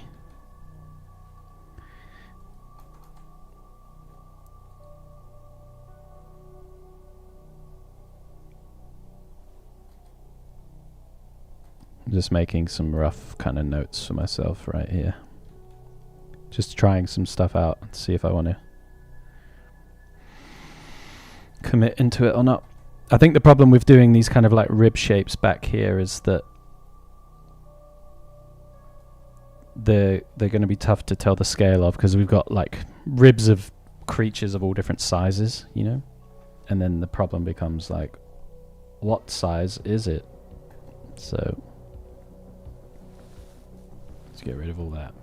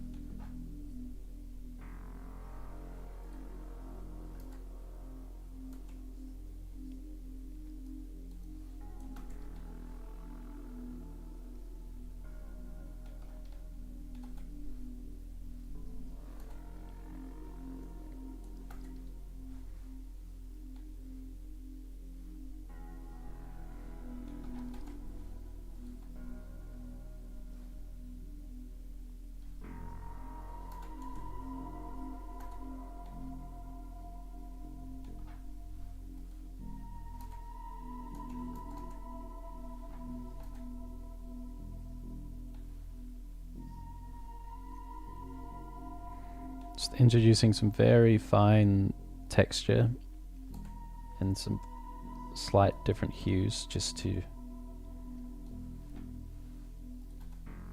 introduce a little bit more variation in the hue and the texture back there, because there's going to be like a few more sort of layers in there that obfuscate details even more. So I can afford to be a little bit kind of bolder with the coloring and stuff, because then I can grade it back in later.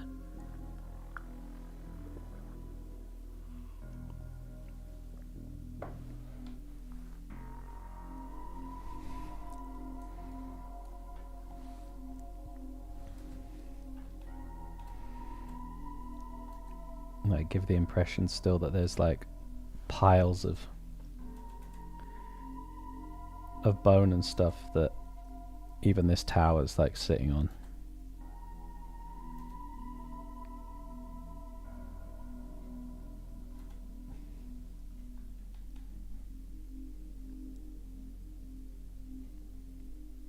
Bones everywhere.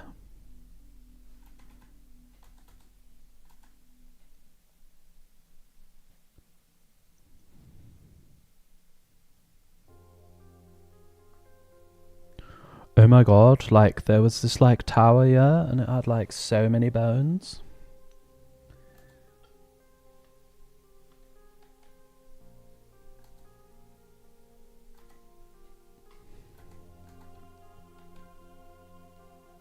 Like, I couldn't even count them. There were so many bones.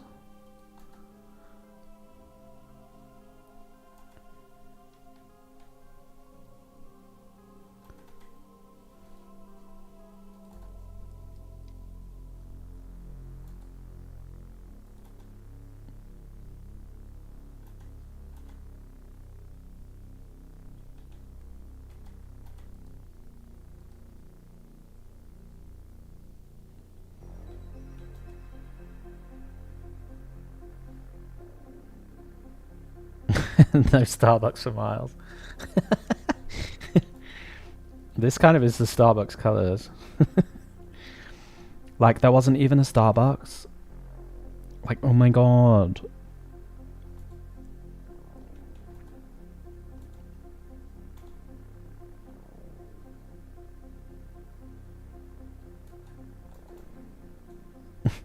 Slaps the roof of castle. This castle's got so many bones.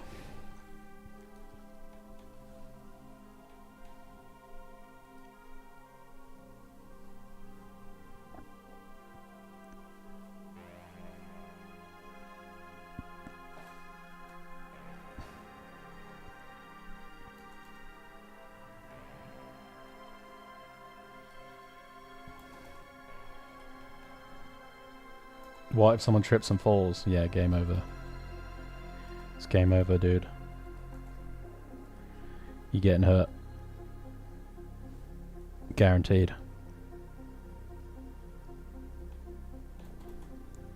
You might even break a bone.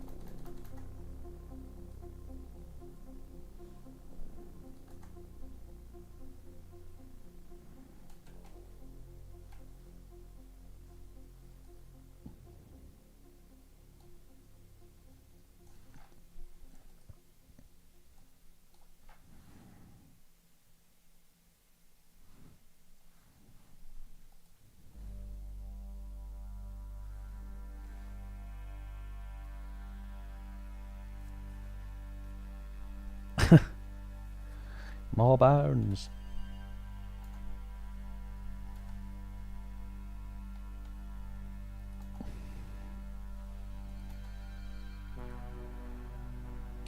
Yeah, have you been to the Bone Chapel outside of Prague? Anyone?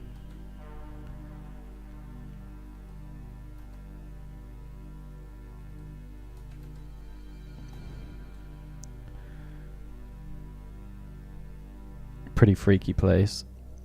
Yeah, it's pretty cool, huh?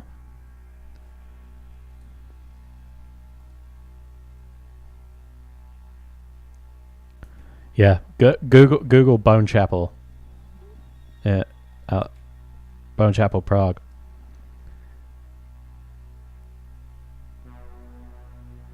But it's like a few hours outside of Prague, but yeah, it's pretty sick.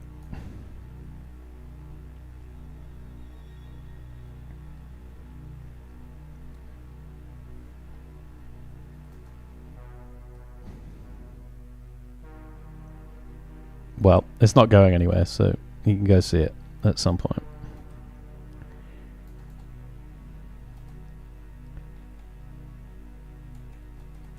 It's pretty cool, though.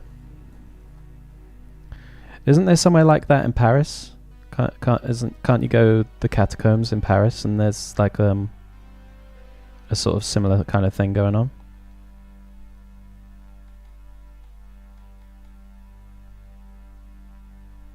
Need French local to confirm.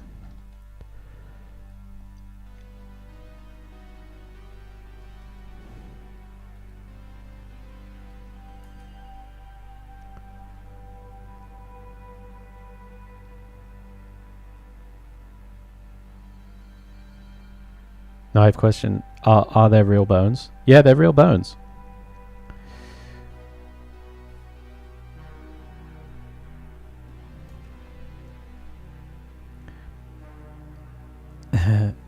There's 2 bone church things in Czech Republic, and then there's catacombs in Paris. Yeah, the catacombs are stacked. Graves used to be just until the bones were left. Then they dig them up for space. But get here, but not living in Paris. Eternal. I need you to phone in some connections here. We must get confirmation.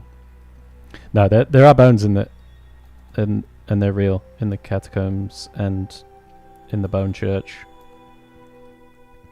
and so on. It's all real. Pretty freaky stuff. It's very cool.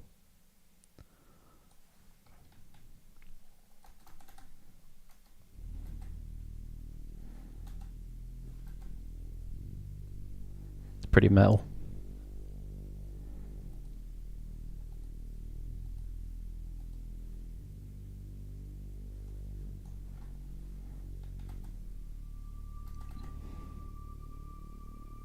Yeah, bone for the bone god, for sure.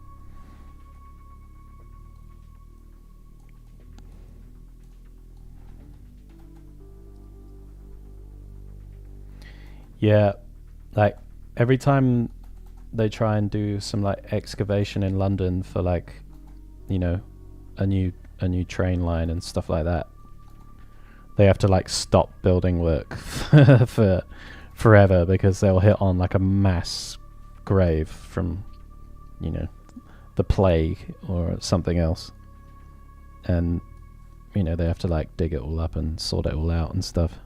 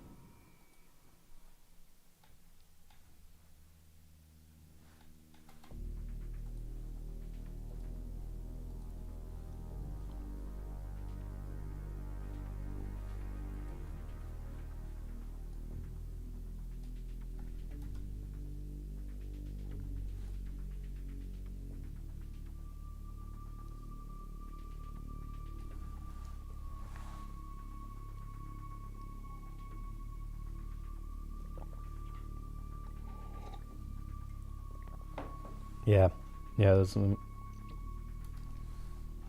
all sorts of stuff. It's pretty funny.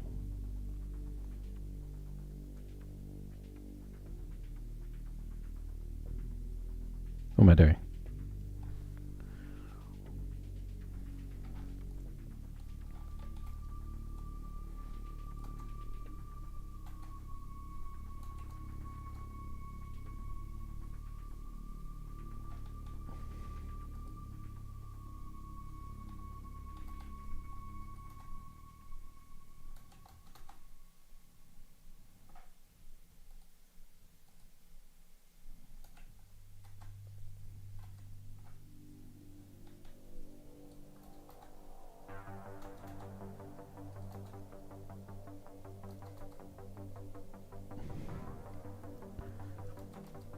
Yeah, pool's closed.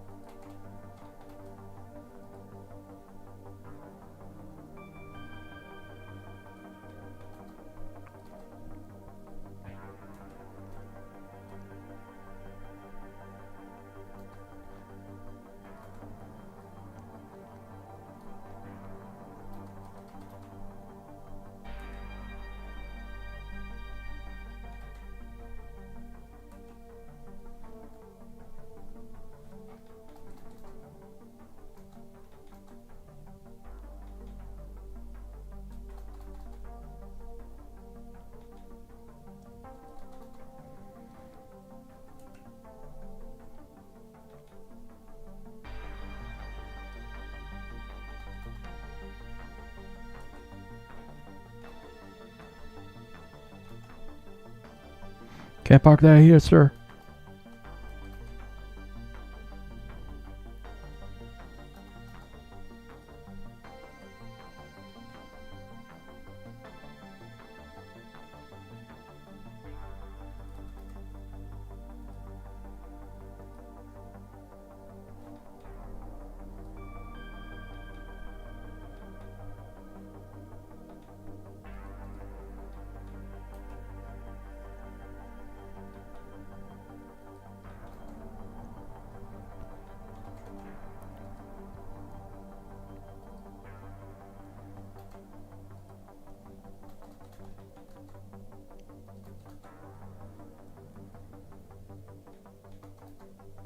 So much good British meme, yeah. Have you seen the that's really quite funny. You know the Oblivion NPC kind of videos of just like people being very strange out in public. There's a brilliant one of a lady and she's basically telling the postman that he can't park outside on the road while he's delivering post on the road. And she's just like, she's not making much sense at all. She starts the conversation. She's like inspecting his car, and he comes back and he's like, "Are you all right? Like, what are you doing?" kind of thing. And she turns around, she's like, "Are you quite legal?" And he's like, "What?" And she's like, "Do you steal from your place of work?" And he's like, "What?" She ends up like calling him a thief and like telling him he can't park there, and it's like he's literally the postman. Like he's just parked there to deliver post. It's so good. And she's got like a walking stick, and she's like hobbling after him. "Are you quite legal?"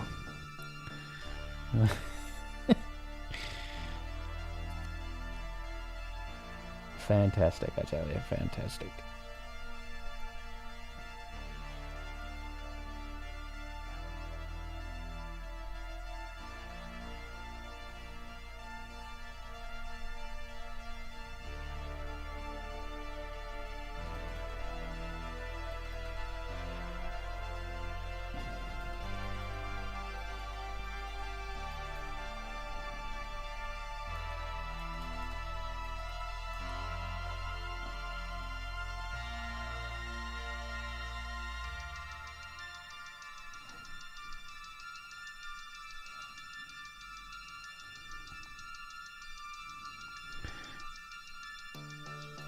Yeah, my brother's house was like in like a cul-de-sac, you know, there's no like way to walk onto it from one direction. That's only like one access point, should I say. And they would regularly get people that are like walking. It's like they just spawned in at the end of the road where there is no access. And they would see people like walking through there and just being like, where have they come from? Like, they've literally just like spawned in.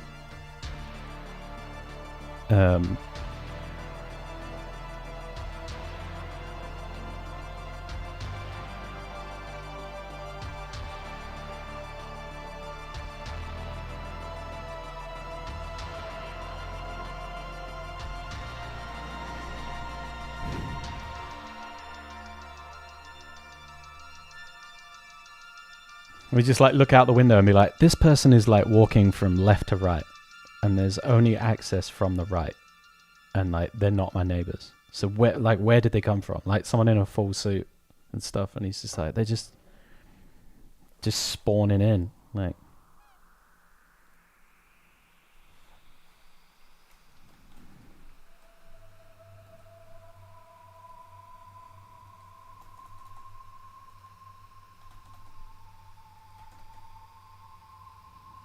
Pretty freaky.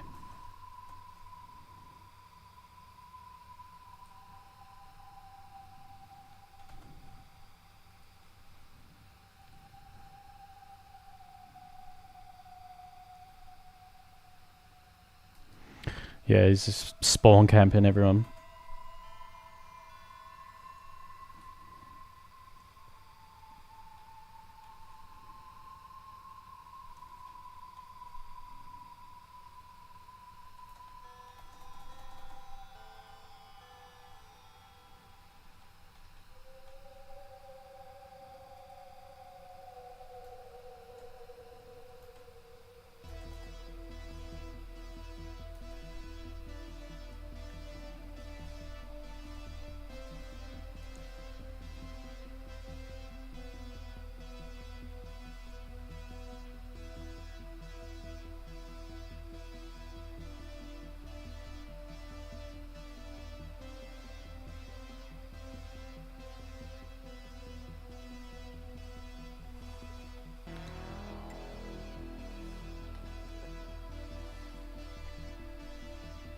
Okay, with wind or without wind?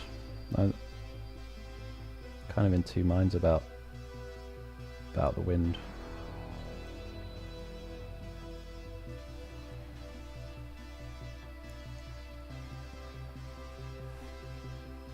Or just less wind.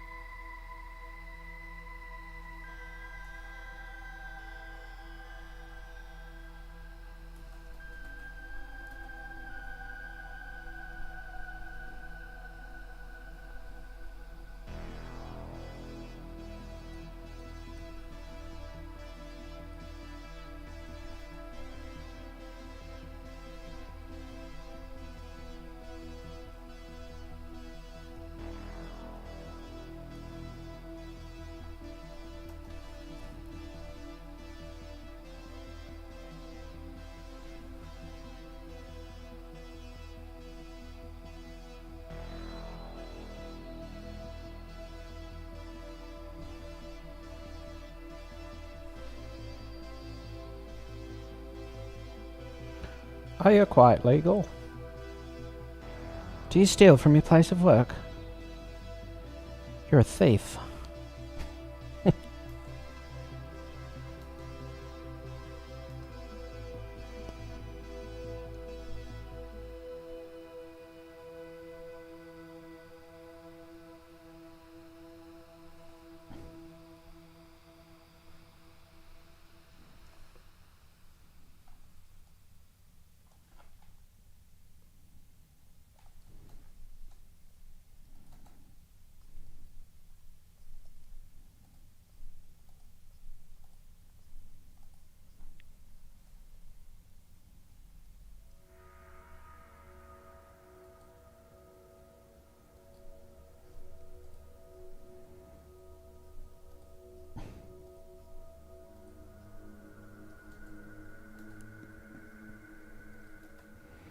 Yeah, those videos are great though.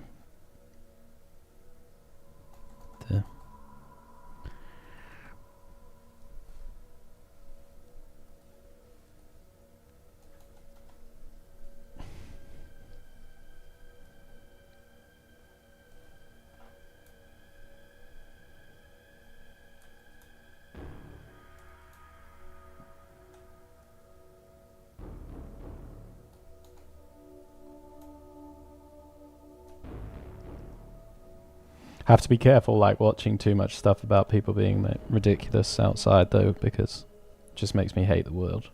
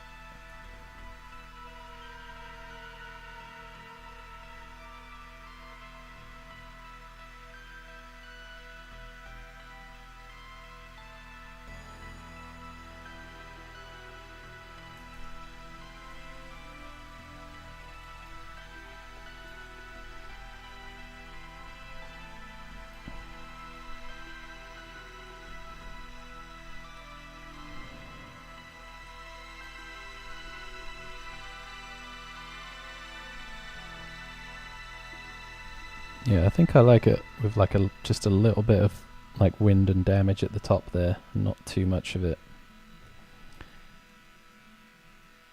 That feels a little better to me.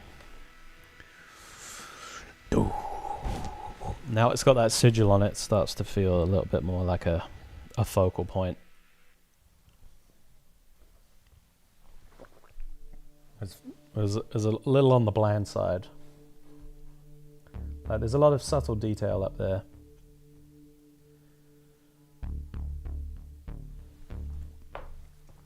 Like, you can't really see it when you zoom out, but that's kind of the point. But when you zoom in, there's a little bit of this bone ting going on. We like that. We like that.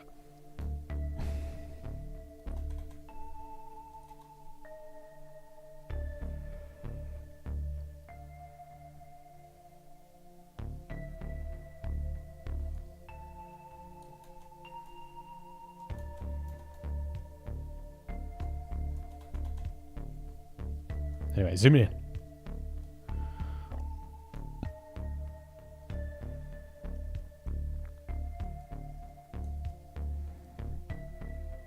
My precious.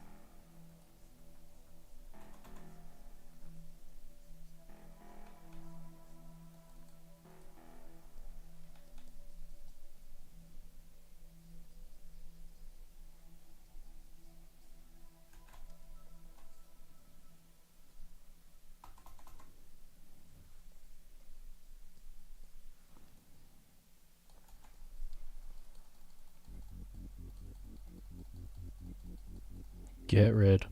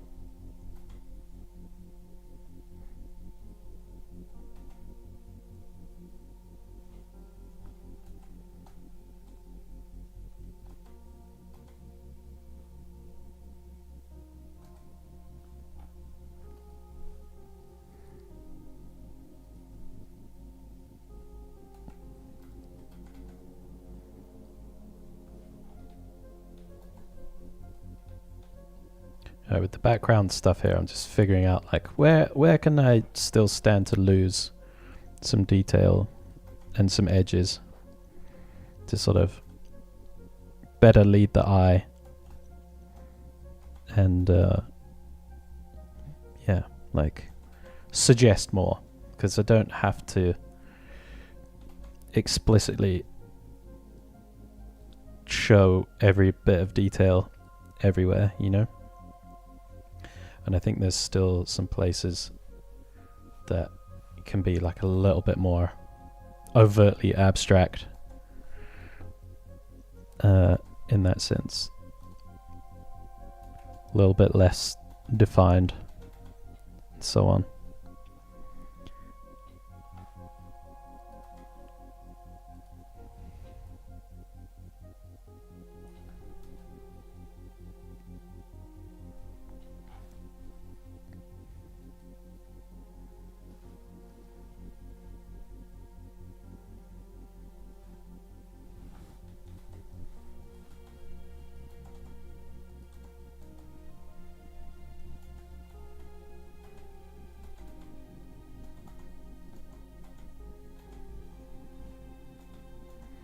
I love this brush for creating like stylized kind of smoky shapes.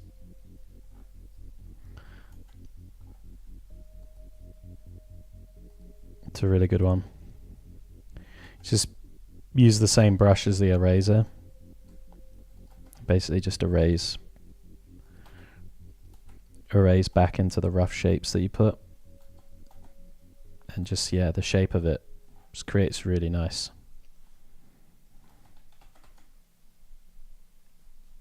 Really nice little edges that are like stylized enough that it's not just an airbrush, but they're still like soft enough that they feel right. I do like it.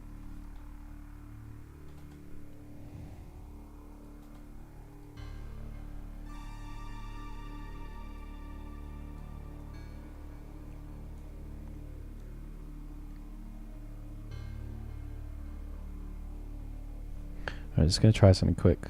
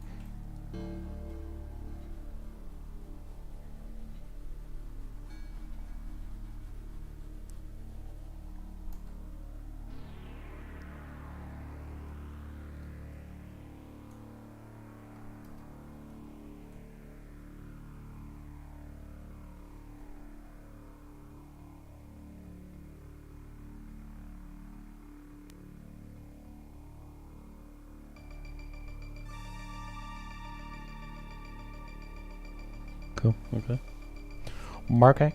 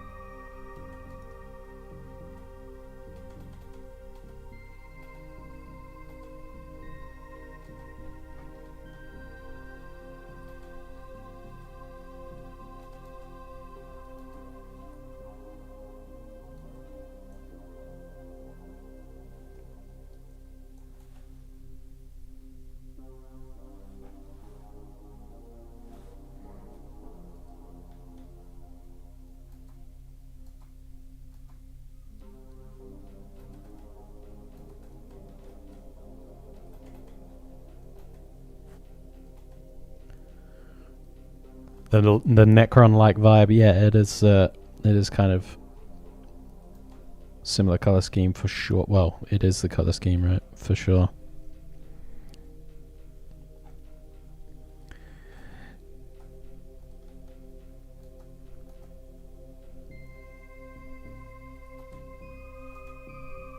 Yeah, having a lot of fun on this one, honestly. It's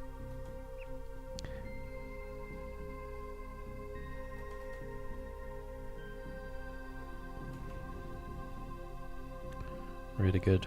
Really good fun.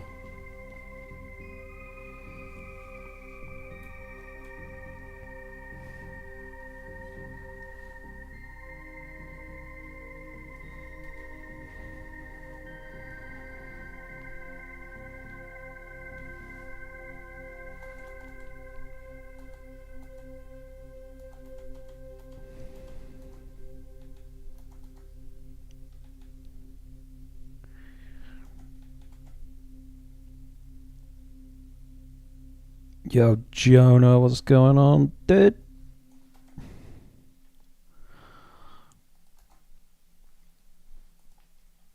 Yeah, I've already got in mind like the next one that I want to make.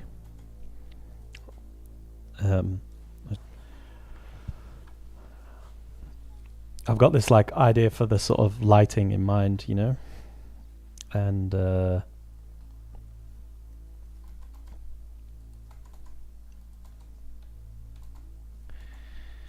sort of scene itself. I just gotta like not get carried away with the idea, and then I won't want to finish this one.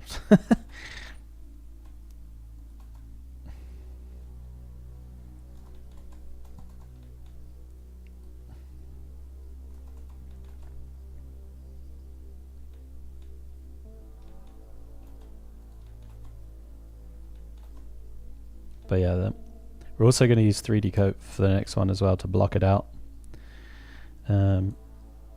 There's a tool in 3D coat called the 2D paint tool, which is like, oh fuck, I'm on the wrong layer.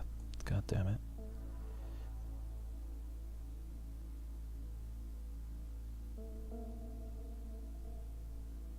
Oh no, I'm not. It's all good.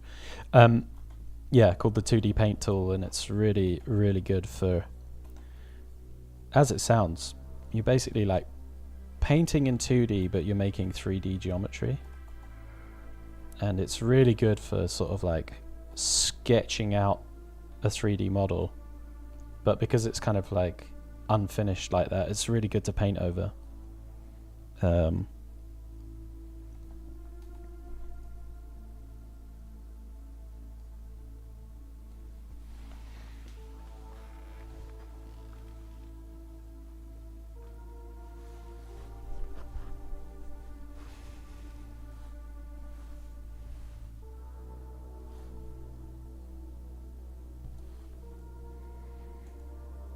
Yeah, I can't get too excited about the next project, or you never finish the current one. Yeah, exactly.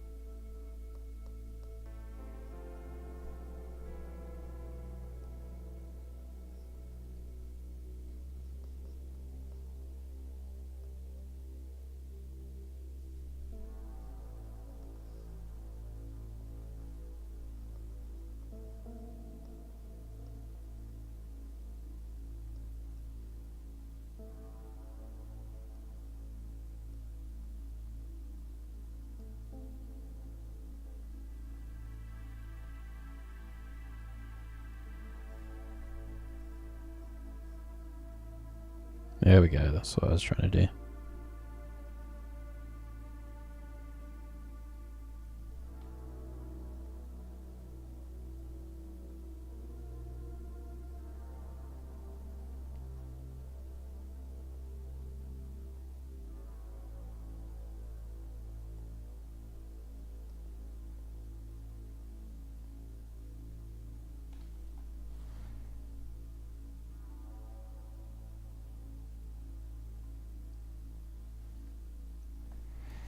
Oh, nice! You're gonna finish the Gwent one.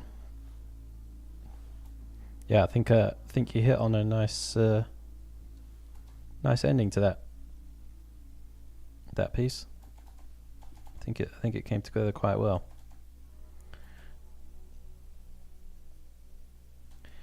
What's your you got any ideas for your next piece?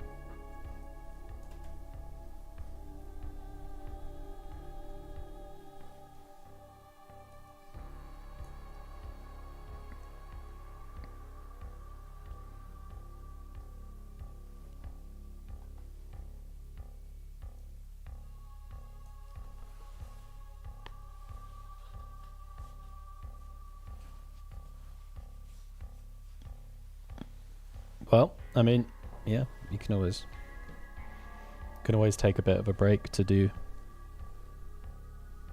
other stuff, can't you?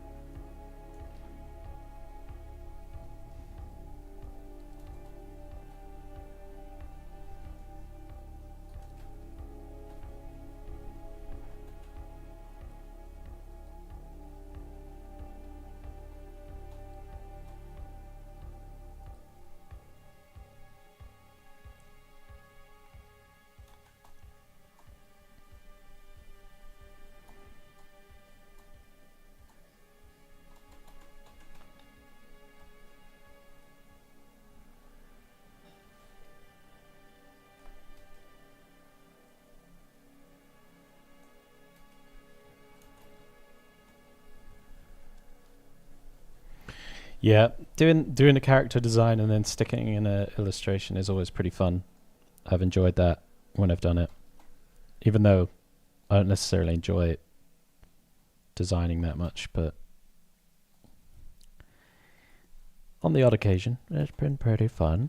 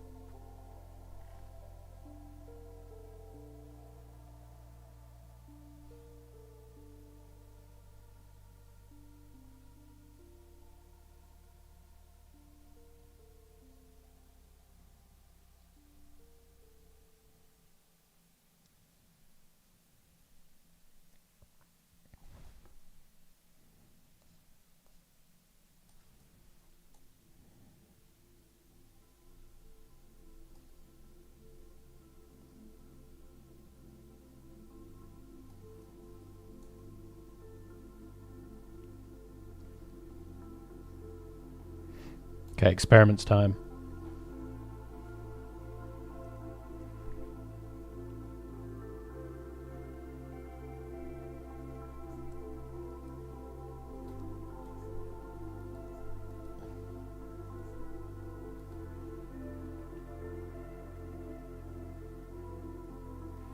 Um, there was a point where I was maybe gonna have some like characters and stuff in there, and have that little scene that I've got. But if I'm thinking about all of my illustrations, the environment ones that I've got, none of them have figures in, and like it might be quite nice to just have them all as a kind of like mini environment sketch portfolio thing. I was thinking I might send them along to good old Wizards of the Coast and see if I can get myself a land card for the old MTG. Because doing an actual imprint MTG card is still on my kind of art bucket list, if you like.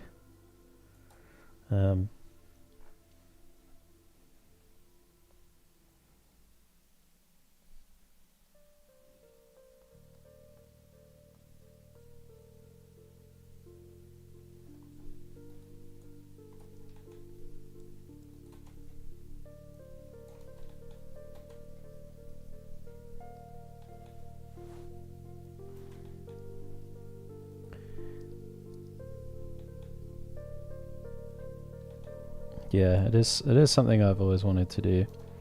Actually, like during COVID, they contacted me to do a card, and then because of COVID, essentially, they were like, we're scaling back on the number of freelancers for the set, and then that was the last I ever heard. So I was like, bummer, I missed my chance. And I did end up working for like Wizards and Niantic, you know, the people that I don't know if they still make Pokemon Go, but they originally made Pokemon Go, you know.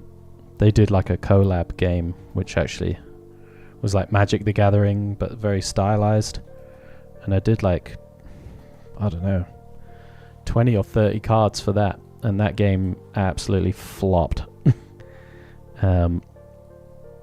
Got like a really rubbish release and was really not that popular at all, and so that was kind of a shame. So yeah, it's still always been on my kind of radar to be like, I just want to do one card, like one imprint card.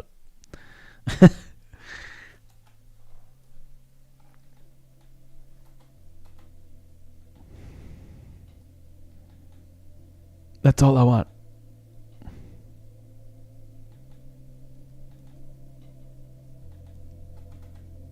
So I'm just experimenting on a flat layer right now. I'm just seeing if like I could use a sort of more painterly brush to lose some edges on some of these buildings in the background and sort of integrate them into the sort of sky and atmosphere a bit more. So I'm just sort of doing it in a more kind of brutal way on a flat layer right now, just to see like how subtle or how brutal could I go with it, and what does the effect look like. And if it's cool, or I like parts of it, I'll like roll it out a bit more. But like obviously there's bits of this that are way too sort of blurry with it. But you just gotta see. Just gotta see these things.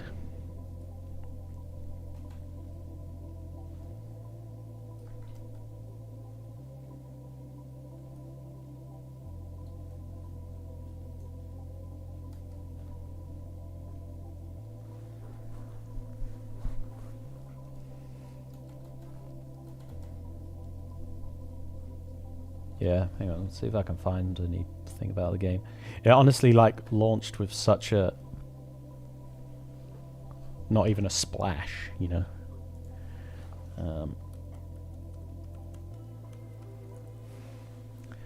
Yeah, this was the game.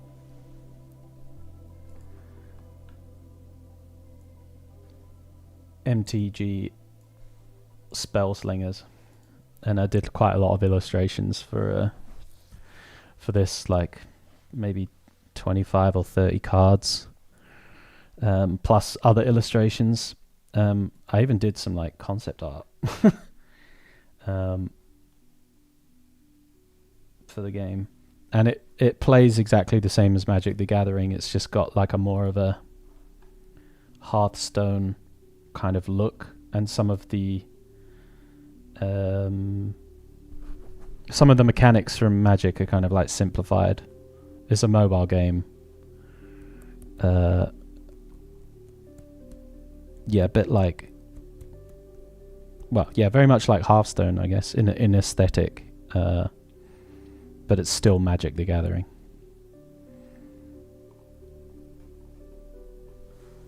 Let's see if we can find any of the cards. But yeah, it basically flopped. So I don't even think like all of the cards that everyone did even got released. Like, literally no one was talking about the game.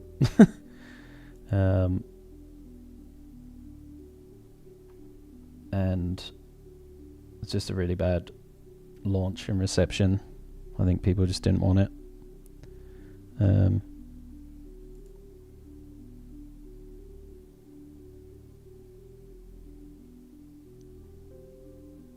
Someone looking for...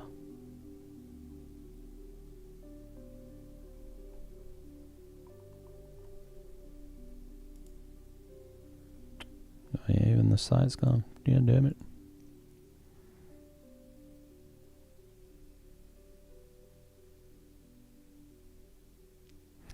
But yeah, I never even posted them. They're all on my old PC. I'd need to have a look. I remember some I really liked, but others of them I was like, meh.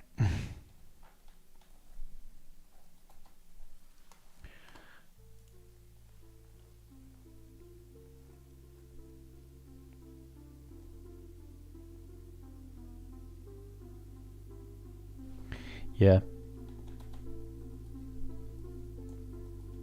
Yeah, I remember seeing that it had launched and was like, oh, it's come out. And it just being like no fanfare, no marketing, nothing, you know.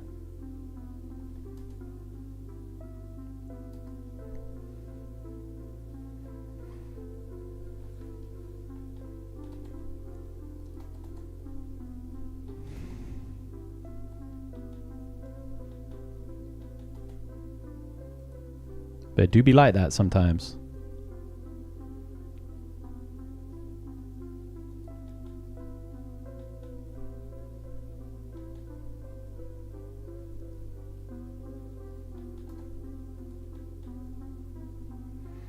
They originally as well, I believe it was Niantic that were designing it, and it was meant to be a bit more like you would find your cards in the same way that you find the Pokemon in Pokemon Go. You know, you go to different locations and you can find cards like that. And then because of COVID, they like changed it. And we're like, okay, we've got to like basically just turn it into the same game, but without the location search thing, the location for cards thing. And then it lost its kind of main gimmick and just, I guess, never really recovered from that.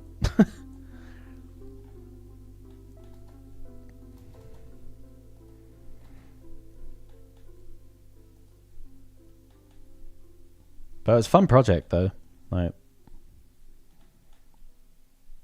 the art director was really easy to get along with, and they basically were just like, give you as much work as you wanted.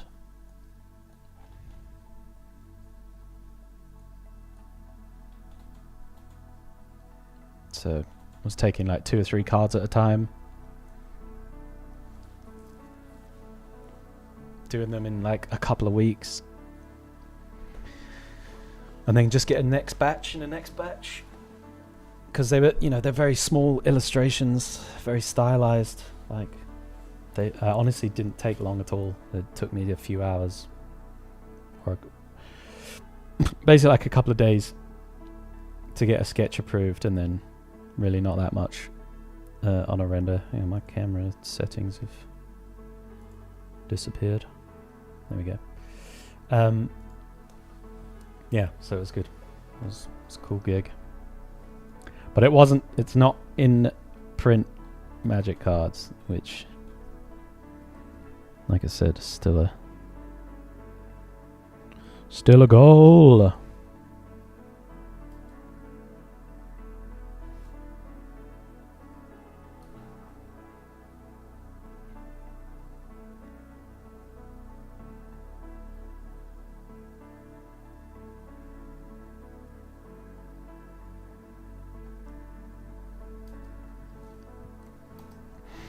Yeah, I worked on a few card games like that.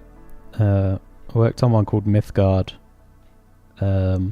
which I think is maybe still around. And that was quite fun too, because again,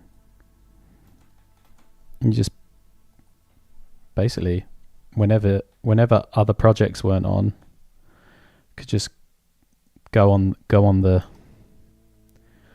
portal and be like, hey, can I pick up this card? It's open. And they're like, yeah, of course. And be like, sweet.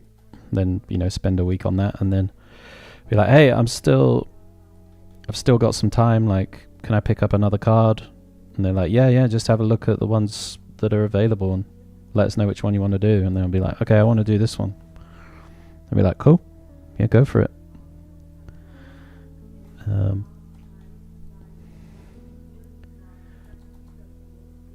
Yeah, and they were quite fun.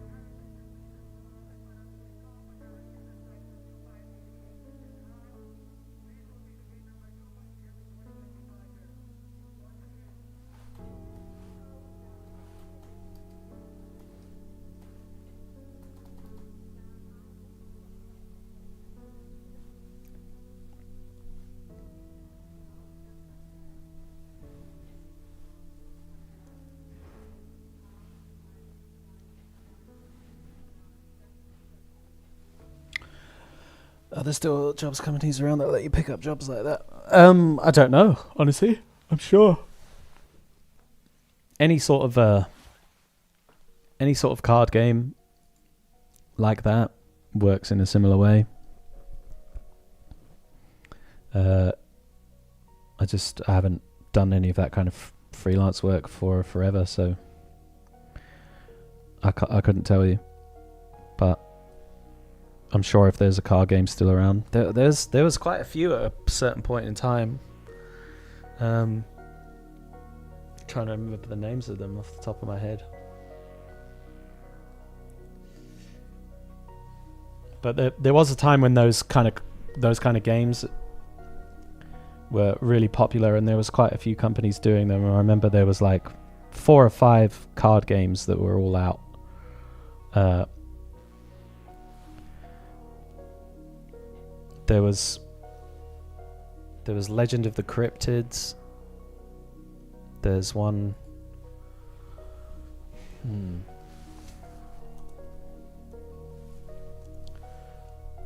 There's like a digital card game called The Bazaar that's like that.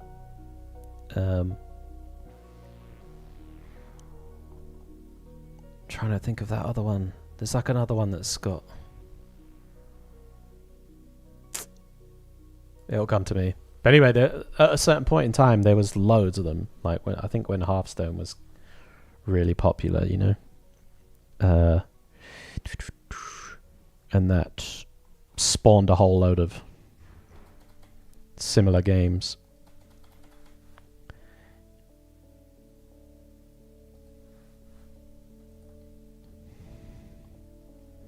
But all the ones that I've worked on, they work like that, where it was like they get you on board, you do a card to start with if they like the work that you did, and you know, whatever, then you're basically on the list, and whenever you're free, I would just like, let's say I maybe was waiting for some feedback on another illustration from a different place. I'd be like, hey, I've got some time, I can pick up another one or two and do some sketches, and they'd be like, yeah, sure. And then you know, if I'd like finished a freelance gig and I actually didn't have anything immediately, I'd be like, hey, I'm free, like I could probably do 3 or 4, and they'd be like, yeah, sweet. And then, you know, as soon as like bigger projects come in, I'd just be like, hey, I'm out for a couple of weeks, but I'll be back again. You know, so on and so forth. And they'll just have 20 or 30 people like that who are like dipping in and out at various points.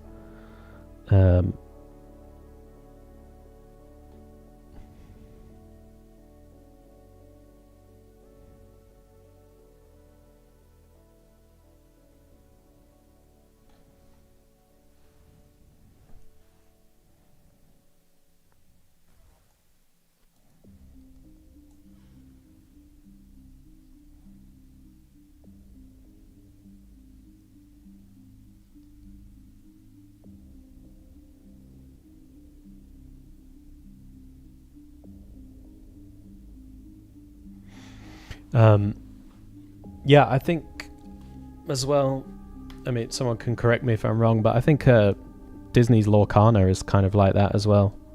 They have like a lot of freelancers. You're either doing cards or you're doing viz dev, and you know, you can just pick up work in batches.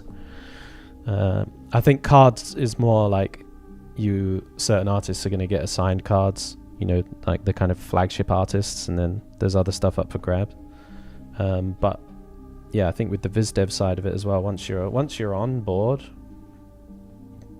you know, you just give them your availability and so on.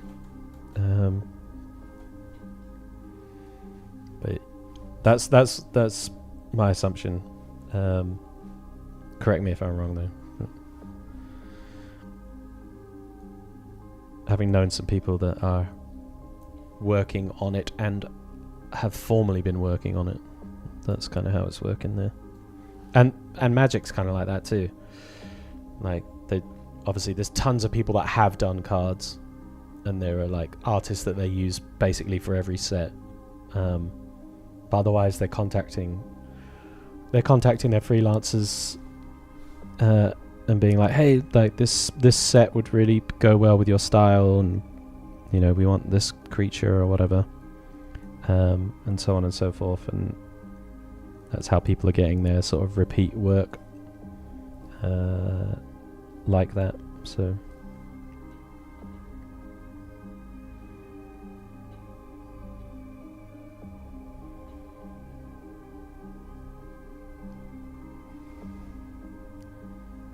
and of course, like, as an illustrator,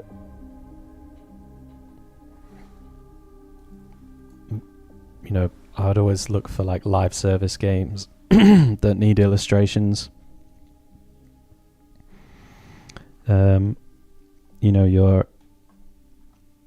Your like Smite, Paladins, League of Legends, anything of that similar ilk. RuneScape, did a lot of illustrations for RuneScape. Indie games.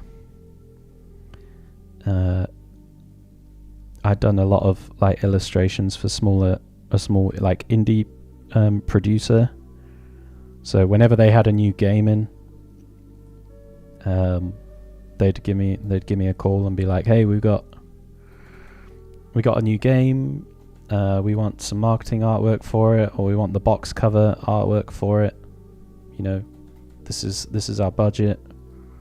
Are you available?"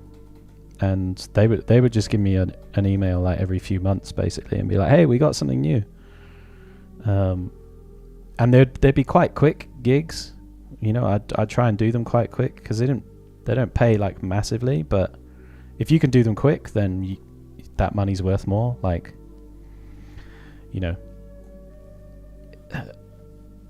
if you get £1,000 is worth more if you can do it in a few days than spending a few weeks on it. Do you know what I mean? So you get a few grand for doing some illustrations that aren't going to take you too long. They don't have to be like your best quality. I'd always obviously try to do really well on them, but I'm trying to make them worth my while, because I don't want to spend like a month on something that I'm not really getting good money for. But if I can spend like 4 or 5 days on it, then it makes the money worthwhile. I can get it done, and those are really fun.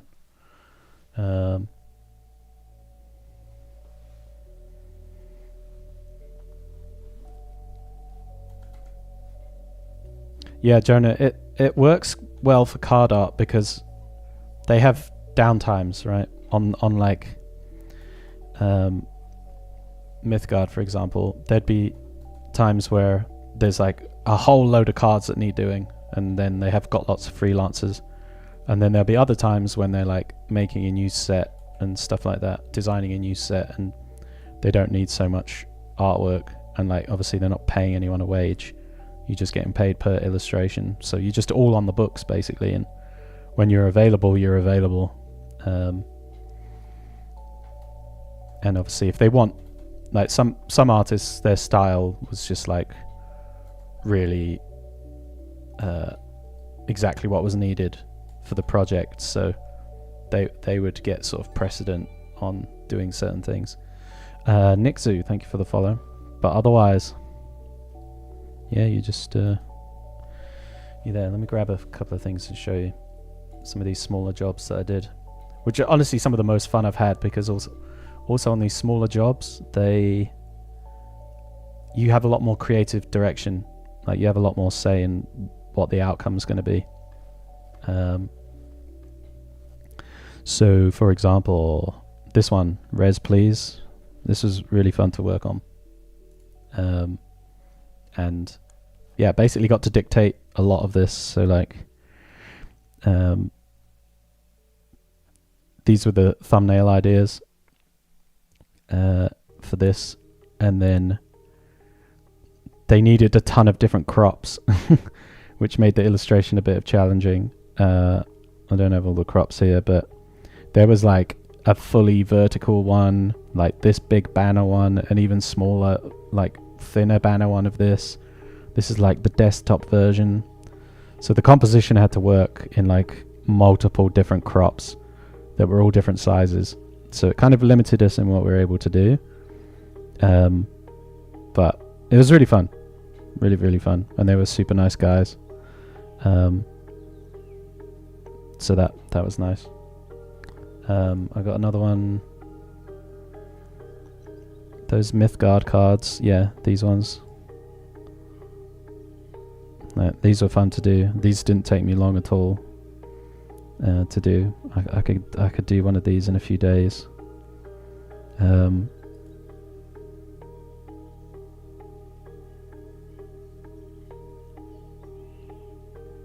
So those were cool, and you could just come and go with those. I did quite a few more of these. Let me find this other game. I don't have it in my portfolio.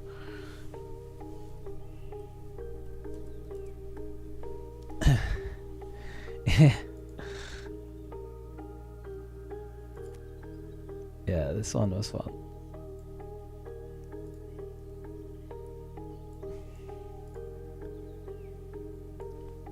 Yeah, this is kind of quite silly.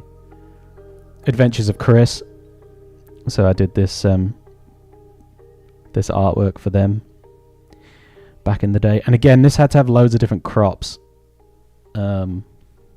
Let's see. This had to have loads of different crops to it for all the different storefronts, like Nintendo Switch, Steam, bloody bloody blah. So yeah, there's like this version. There's like this vertical one.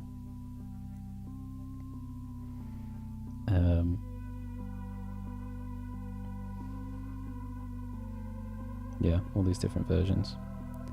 And again, like, this didn't take too long to do. And yeah, it's not like super fantastic or anything. But little jobs.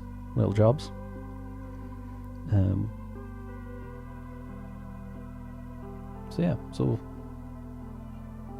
very fun, and you get a bit more creative direction with that kind of stuff as well, because it's like a smaller project.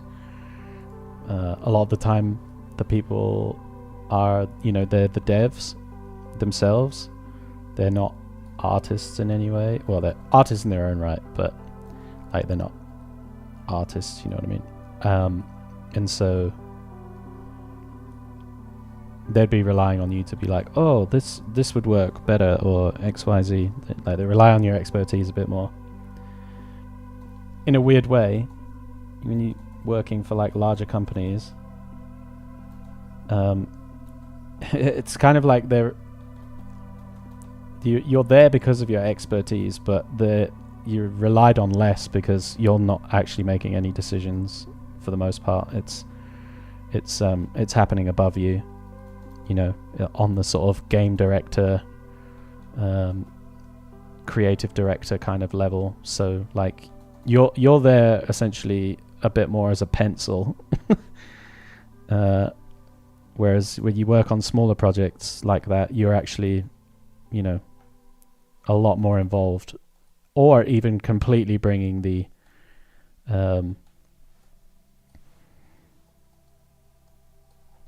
creativity to the table, and actually just coming up with the ideas yourself and showing them like, hey, this is what's possible, and they're like, oh, sick, we didn't even think of that. There's much more of that with indie projects than there is with like AAA, for example.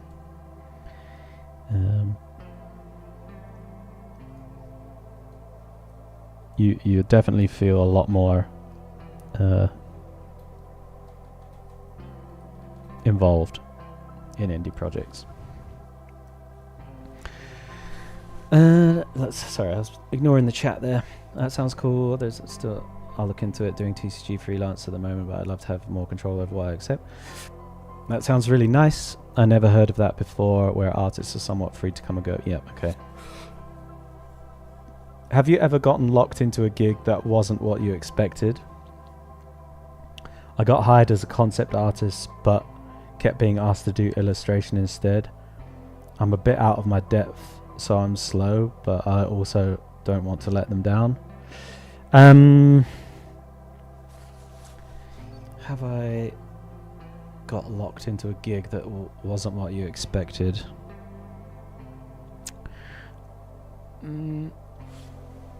Not so much. Like, I guess I've been locked into a gig where it was the outcome of what they wanted. How do I put this?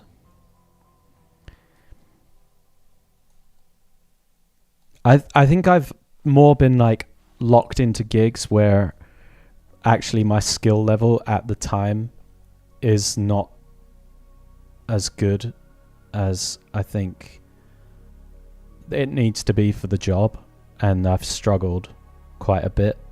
That's definitely happened to me, and that's kind of a difficult position to be in.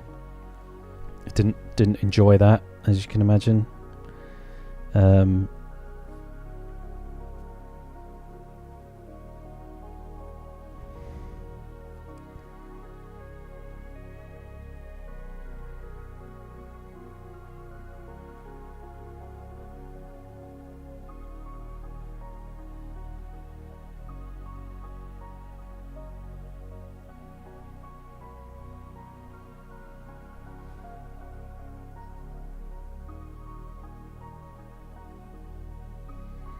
Sorry if you already answered. I'm working and listening at the same time. In the beginning of the freelance work, did you reach out to studios alone, or did they reach out to you?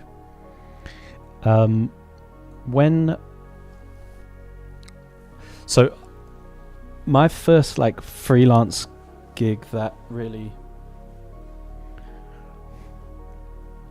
Hang on. In the beginning of freelance work, did you reach out to studios alone, or did they reach out to you? Most people ended up reaching out to me when I started streaming back then. My first like proper, I call it my first proper freelance gig because it was like the first thing that was actually for a games studio when I went freelance. And that was to do the splash arts for Battle Right, which was quite a popular sort of kind of cult following of a game back in the day. And a lot of smaller studios, the one that produced Res Please that I showed before, the one that produced Adventures of Chris, and some of the other projects that I worked on like that, they were all players and knew of the game Battle Right. So they'd seen the artworks for Battle Right, and I got contacted that way. And I didn't really ever send stuff out to people. No. I either got work off of the back of a previous project, or I got work off of people that I had met in real life, or I'd managed to get work by people seeing my stream and then emailing me work that way. So, for example, yeah, the first work I got from Riot was because I was streaming, and then the subsequent work for them has all been, through word of mouth and working with people that have worked with them and so on. I have the only people I've ever sent a portfolio to is Magic the Gathering. Once upon a time. Otherwise, yeah, it's all been through other means.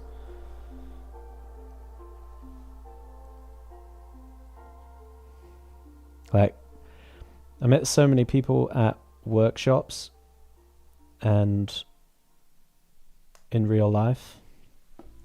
Going to life drawing in London, for example. Used to go life drawing with a lot of concept artists and so on. And yeah, you're just getting to know people in real life, for the most part.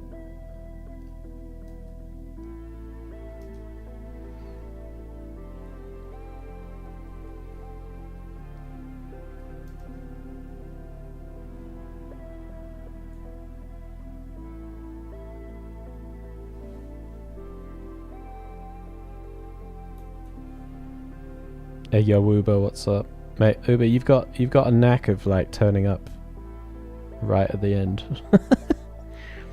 It's a real talent.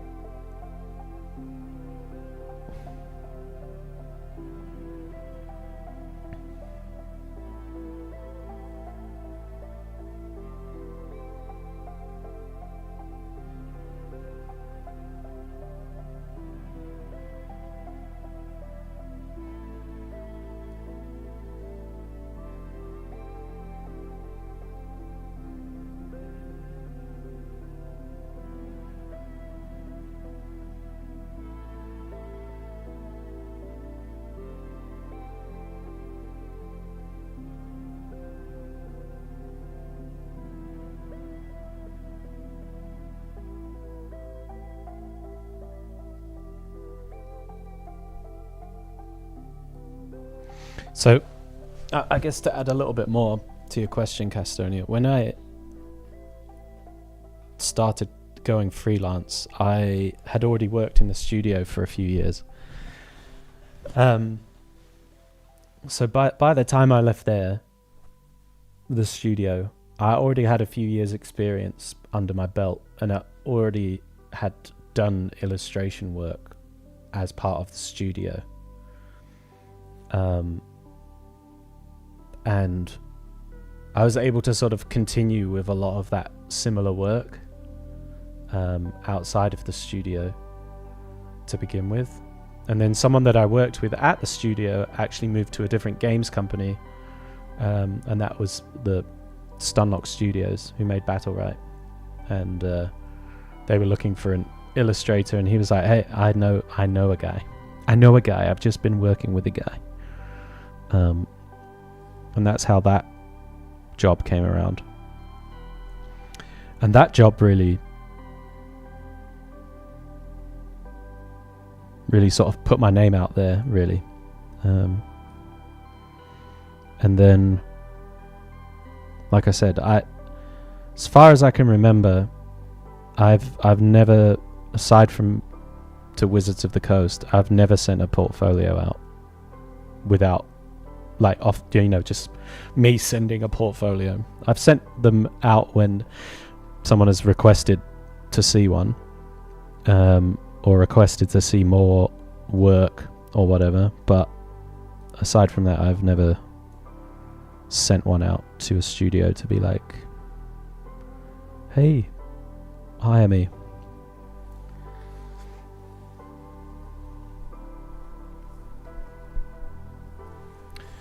My new tablet just got delivered.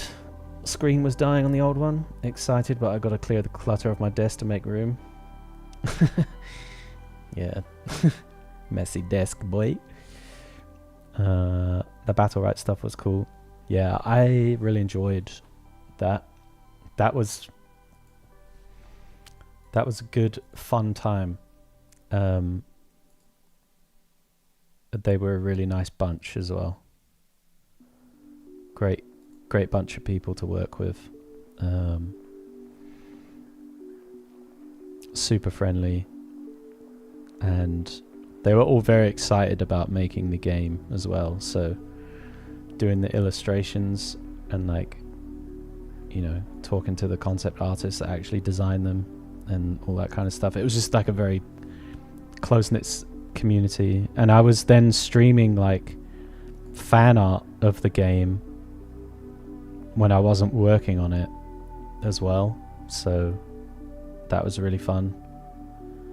And the characters were very cool, and yeah, it was a good time.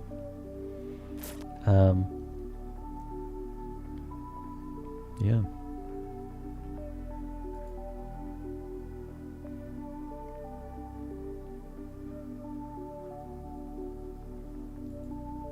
Yeah, I hope that answers your question, Castonia.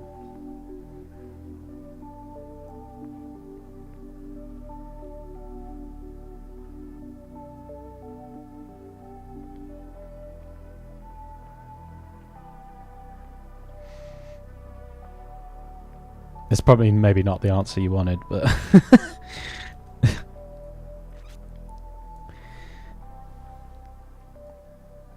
Okay.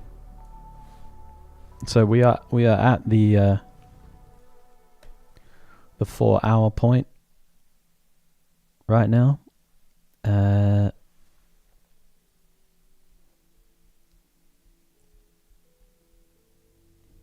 Yeah, I mean, if you got more questions like that, I can sit on here for a little bit and answer some questions. I think I'm about done with the like painting today. My brain's a little slow now, but I'm happy to answer more questions if you've got some more questions, and I'll just sit here and answer them. Yeah, anything about like early career, yeah, any stuff like that. Happy to talk to you about it. Just let me know if you got any questions.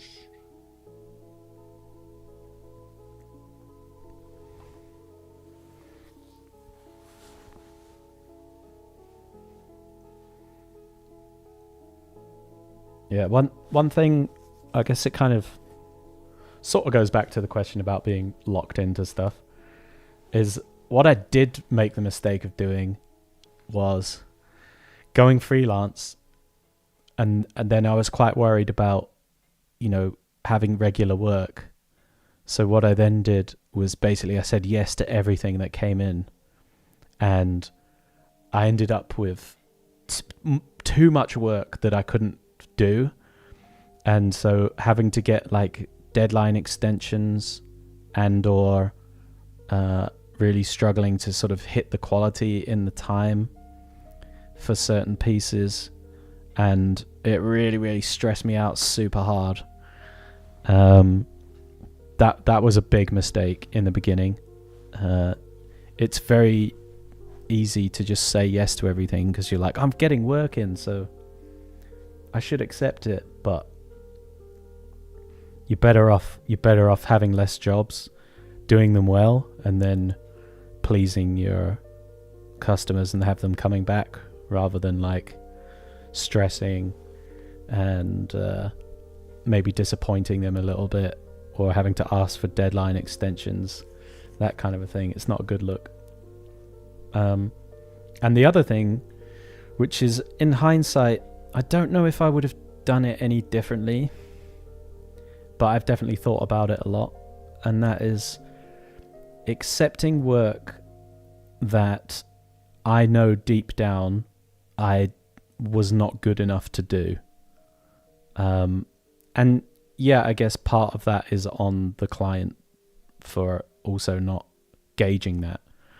But I remember when I first started doing the artworks for Legends of Runeterra that I immediately felt out of my depth with the illustrations, and the sort of the easier ones were fine, but when they were like multiple characters and like more challenging camera angles, or stuff that was only slightly designed, or there wasn't much concept art for, I really struggled with those illustrations a lot, and it showed. And like some of those cards actually got redone by other artists before they got released. And yeah, while I sort of think, should I have accepted the job? I guess it's partly on them for thinking this person looks like they could do the job. But that was really eye-opening for me, and I did really struggle with that a lot. And it really stressed me out for a good while as well. And in the end, it's not really worth the money because it took me so long to do them, and I stressed about it and so on, that the money ultimately is not worth it. I wish... No, I don't wish. I'd say if they had come to me like 6 months later, then I would have probably done a much better job. And I wouldn't have had as many cards like basically redone by other artists.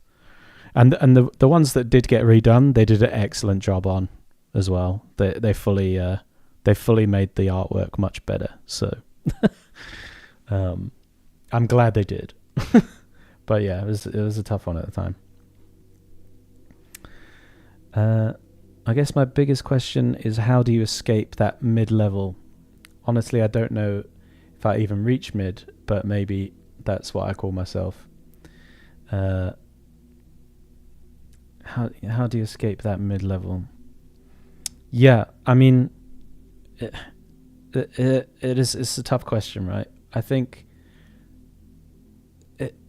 it's your own skill level, right? And that the two things that are going to help you there are obviously studies, improving the actual fundamental base skills behind that, and also gaining experience doing smaller jobs and basically figuring out your process and dealing with clients, how to take feedback, and like quite literally figuring out your process from how you're going to thumbnail, how you're going to transition a thumbnail into color, and how you're going to finish that thing up.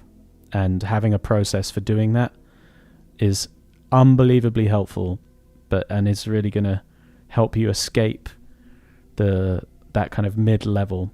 Because as soon as you know how to achieve a finish, then you're going to be able to accept jobs and get approached for jobs, because you're going to have this consistent quality going on.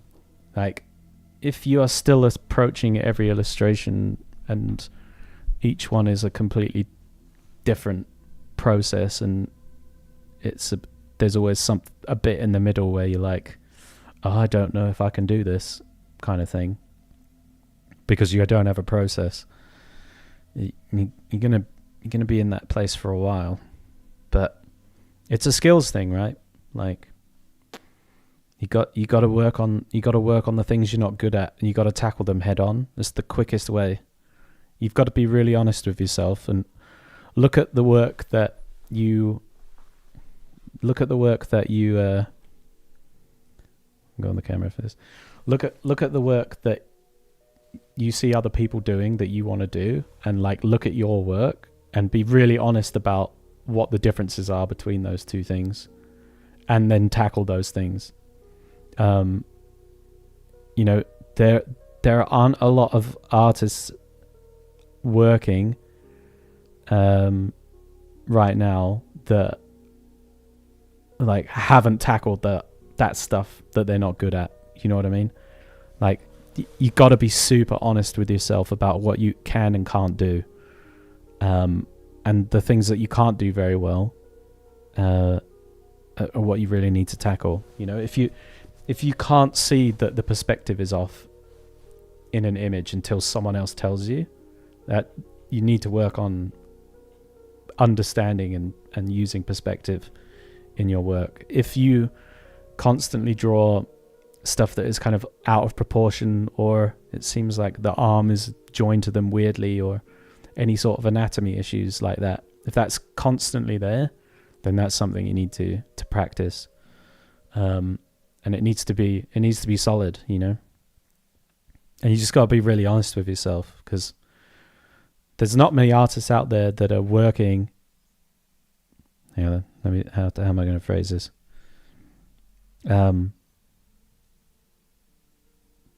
There's not many artists that have the skills out there that aren't able to find work. Their work speaks for itself at a certain level, and like that person, if there's work available, they'll find it. So it really is about being honest with your skills at that point.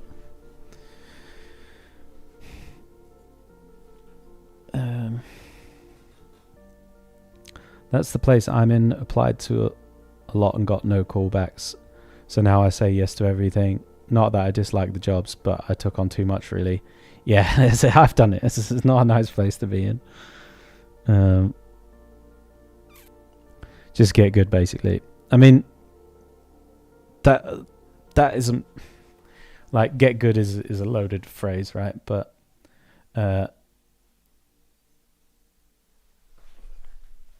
you know,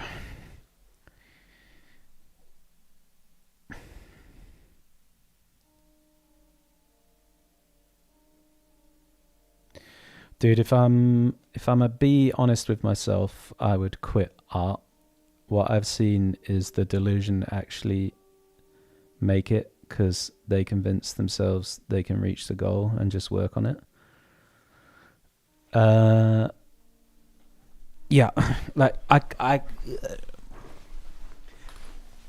it's hard to say, but there is a certain amount of luck involved at a certain point as well, with meeting people and being in the right place at the right time. At least for me, that was the case. But if my skills weren't good when that opportunity arose, I wouldn't have got my first job. So I had to keep working on my skills regardless of whether of having results, right? I was practicing all the time and so on, and I had no results to show for it in as much as I wasn't working and so on. But when the opportunity arose, my skills were of a certain level that I was able to land the job. And if I hadn't have continued working on my skills, I wouldn't have been ready when that opportunity arose. And who knows when that opportunity is for some people, and like if it will happen. But you know, I was doing as much as I could to make sure that I was ready and in that place. Like I did a lot of networking. I went to lots of events. I spoke to lots of artists. I helped run art events. Like I worked on my skills. I went life drawing. You know, I all of this stuff. So when that opportunity came and you know, that was there, it worked out for me, in that sense. So, you know, I can't tell you when that opportunity comes for you. But if you're continuing to practice, you know, and you're putting yourself out there, and you go to events and you meet real artists working in the industry, and you know, have a group of peers that you can all push each other and stuff like that, you're doing all of the right stuff to eventually be, you know, ready to scoop up the opportunity when it comes your way. It's obviously just like a bit of a waiting game, and I understand the frustration, honestly. I really do. I also had that at a certain point. I also considered quitting for a while, and I even did like stop drawing completely for like almost a year because I was really fed up of trying. And yeah, I don't know what else to say really. It is difficult. It is difficult. It's kind of also the best bit, in a way. Nothing more meaningful than having a purpose and a struggle. Really something to wake up for and strive at every day. I remember when I did get my job as a junior, I actually got like pretty down because I was working and it was great.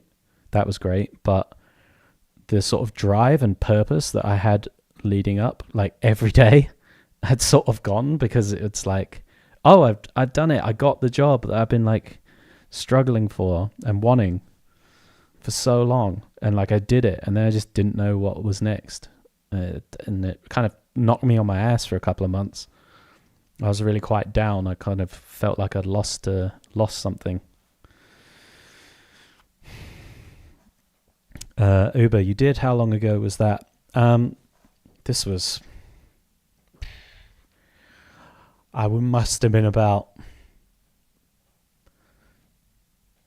maybe 21 around then. Yeah. I didn't mean for it to sound like I'm venting. No, it doesn't sound like you're venting. I totally get you. And no, I mean, it's fine. It's like I said, I think everyone can attest to what you're saying at a certain point. It is frustrating. And it is kind of a it's like you have a clock above your head and it's counting down till like the goal is reached, but you can't see what the counter says. You know? So you've got this clock above your head that's counting down to like you reaching your goal. And all you can do is keep kind of training and, doing your one punch man exercise. And just hoping that the countdown is going to end soon, but you can't see it. It's like that, and it's frustrating. It is frustrating. And yeah, you ask people around you for advice and stuff, and like everyone's got their own individual story, and like some people are just goddamn lucky. Some people got all the talk and not much of the skills, but they get by like that. Yeah, it's a minefield. It honestly is. But from the age of like 19, I guess, I was like, I want to be a concept artist, and I don't think I got my junior position until I was like 25, maybe even 26. So that is a long time. And I definitely had those frustrations. Like I said, I quit for a while. I was so frustrated with it, but kind of got drawn back into it. I'm obviously glad that happened, but yeah, it's very frustrating. There's a certain superpower in being able to blindly keep going forwards, I think. Yeah, honestly, you've really got to have a sort of mental fortitude to keep going, even when the results aren't going your way. Like it is kind of like a form of madness, you know? You're not getting any positive reinforcement to keep doing it, yet you keep doing it and keep marching forward, and doing it blindly in a way. Yeah, it is kind of mental when you think about it. Yeah. Thank you. You've inspired me to think I really need to prioritize my studies and practice more time than pay time so I can show up for my work stronger. Honestly, studies are fun, right? Get into them. Give yourself a bit of time doing them. Do what I'm doing. Like, I started off doing these environment studies from photos on stream, right? And then slowly I'm just sort of like building up to like, oh, I'm going to draw this one out instead of using photo reference. And then, I'm going to use a bit of 3D for this one and this, that, and the other, and so on. And like, these are studies for me. I'm studying doing environments. It's not something I do that much of, and I want to get better at. And I'm streaming, so I'm accountable. Like, the whole reason I love streaming is that I don't procrastinate when I'm streaming. I'm either talking to you guys and showing you what I'm doing and how I'm doing it, or I'm painting. I'm not like messing around on the internet or doing some other weird shit. I'm locked in and I'm accountable to doing the thing, and that's why I came back to streaming while I'm on my break, because it's the only way that I'm gonna get work done and be accountable for it. and this helps me like enjoy the boring bits, you know, doing photo studies, doing like material studies, you know, trying to the warm up every day, right? doing the daggers, right? Essentially, it's just material studies, right? But it's just in a form that makes it a bit more fun, a bit more entertaining, for you and me, right? But it's essentially a material study. Instead of just doing a sphere, it's doing a dagger shape, right? It's no different. And these are studies. So by the time I go back into work, I'll have done a few months of studying and stuff, and my skills will be better. And then, yeah, I'll enjoy all that a bit more. So just help yourself to help yourself, you know. Damn, some real talk happening. Yeah. I'm trying to think of it like baking bread, kneading dough over and over and then leaving it to prove. I love studies. They're the most fun. Yeah, the bread analogy is a good one. It's a very good one. Absolutely. But yeah, just like find a way to make it interesting for yourself. Studies don't need to be boring, okay? And like I said, you will miss them. Eventually, you will miss them. And eventually, I promise you this, you will miss the struggle. I have missed getting up in the morning and having a goal of like an image that I'm working on or a study that I'm going to do or some kind of improvement to my skills, and then working all day on that, and then going to bed feeling pretty satisfied about it and being like, okay, I'm going to get up, I'm going to do this tomorrow, XYZ, and then getting up and doing that again, and so on and so forth. And when I was working, like, I missed that loads, and I've missed it for years. You know, like my workmates can attest to me saying like, oh, I wish I was doing this. I wish I was learning environments. I'd love to paint X. I'd love to paint Y, and not doing it. Now I've got some time. I'm doing all of that, and it's the best. And it's basically like it was when I was learning again. So it might seem like it sucks now. I get that. And obviously, you know, you'd like a job working in the industry. Totally understand. But you will miss this time, and you will look back on it fondly too. So there you. All right. So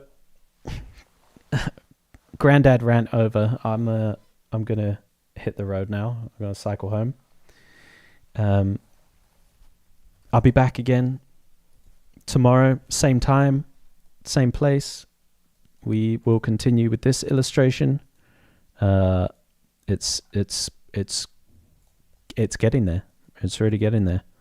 Looking forward to kind of tinkering around with it tomorrow, and painting some kind of finer things in there, and really just solidifying it as a bit more of a finished piece. But yeah, it's already looking pretty nice, you know? So happy about it. All right. If you missed the beginning of the stream, or you ever want to re-watch it, check out the YouTube. Links on the page. Otherwise, yeah, I'll catch you all tomorrow. Have a good one. Chin up. You're all doing great. All right. You're all doing great. Have a lovely day, and I'll speak to you tomorrow.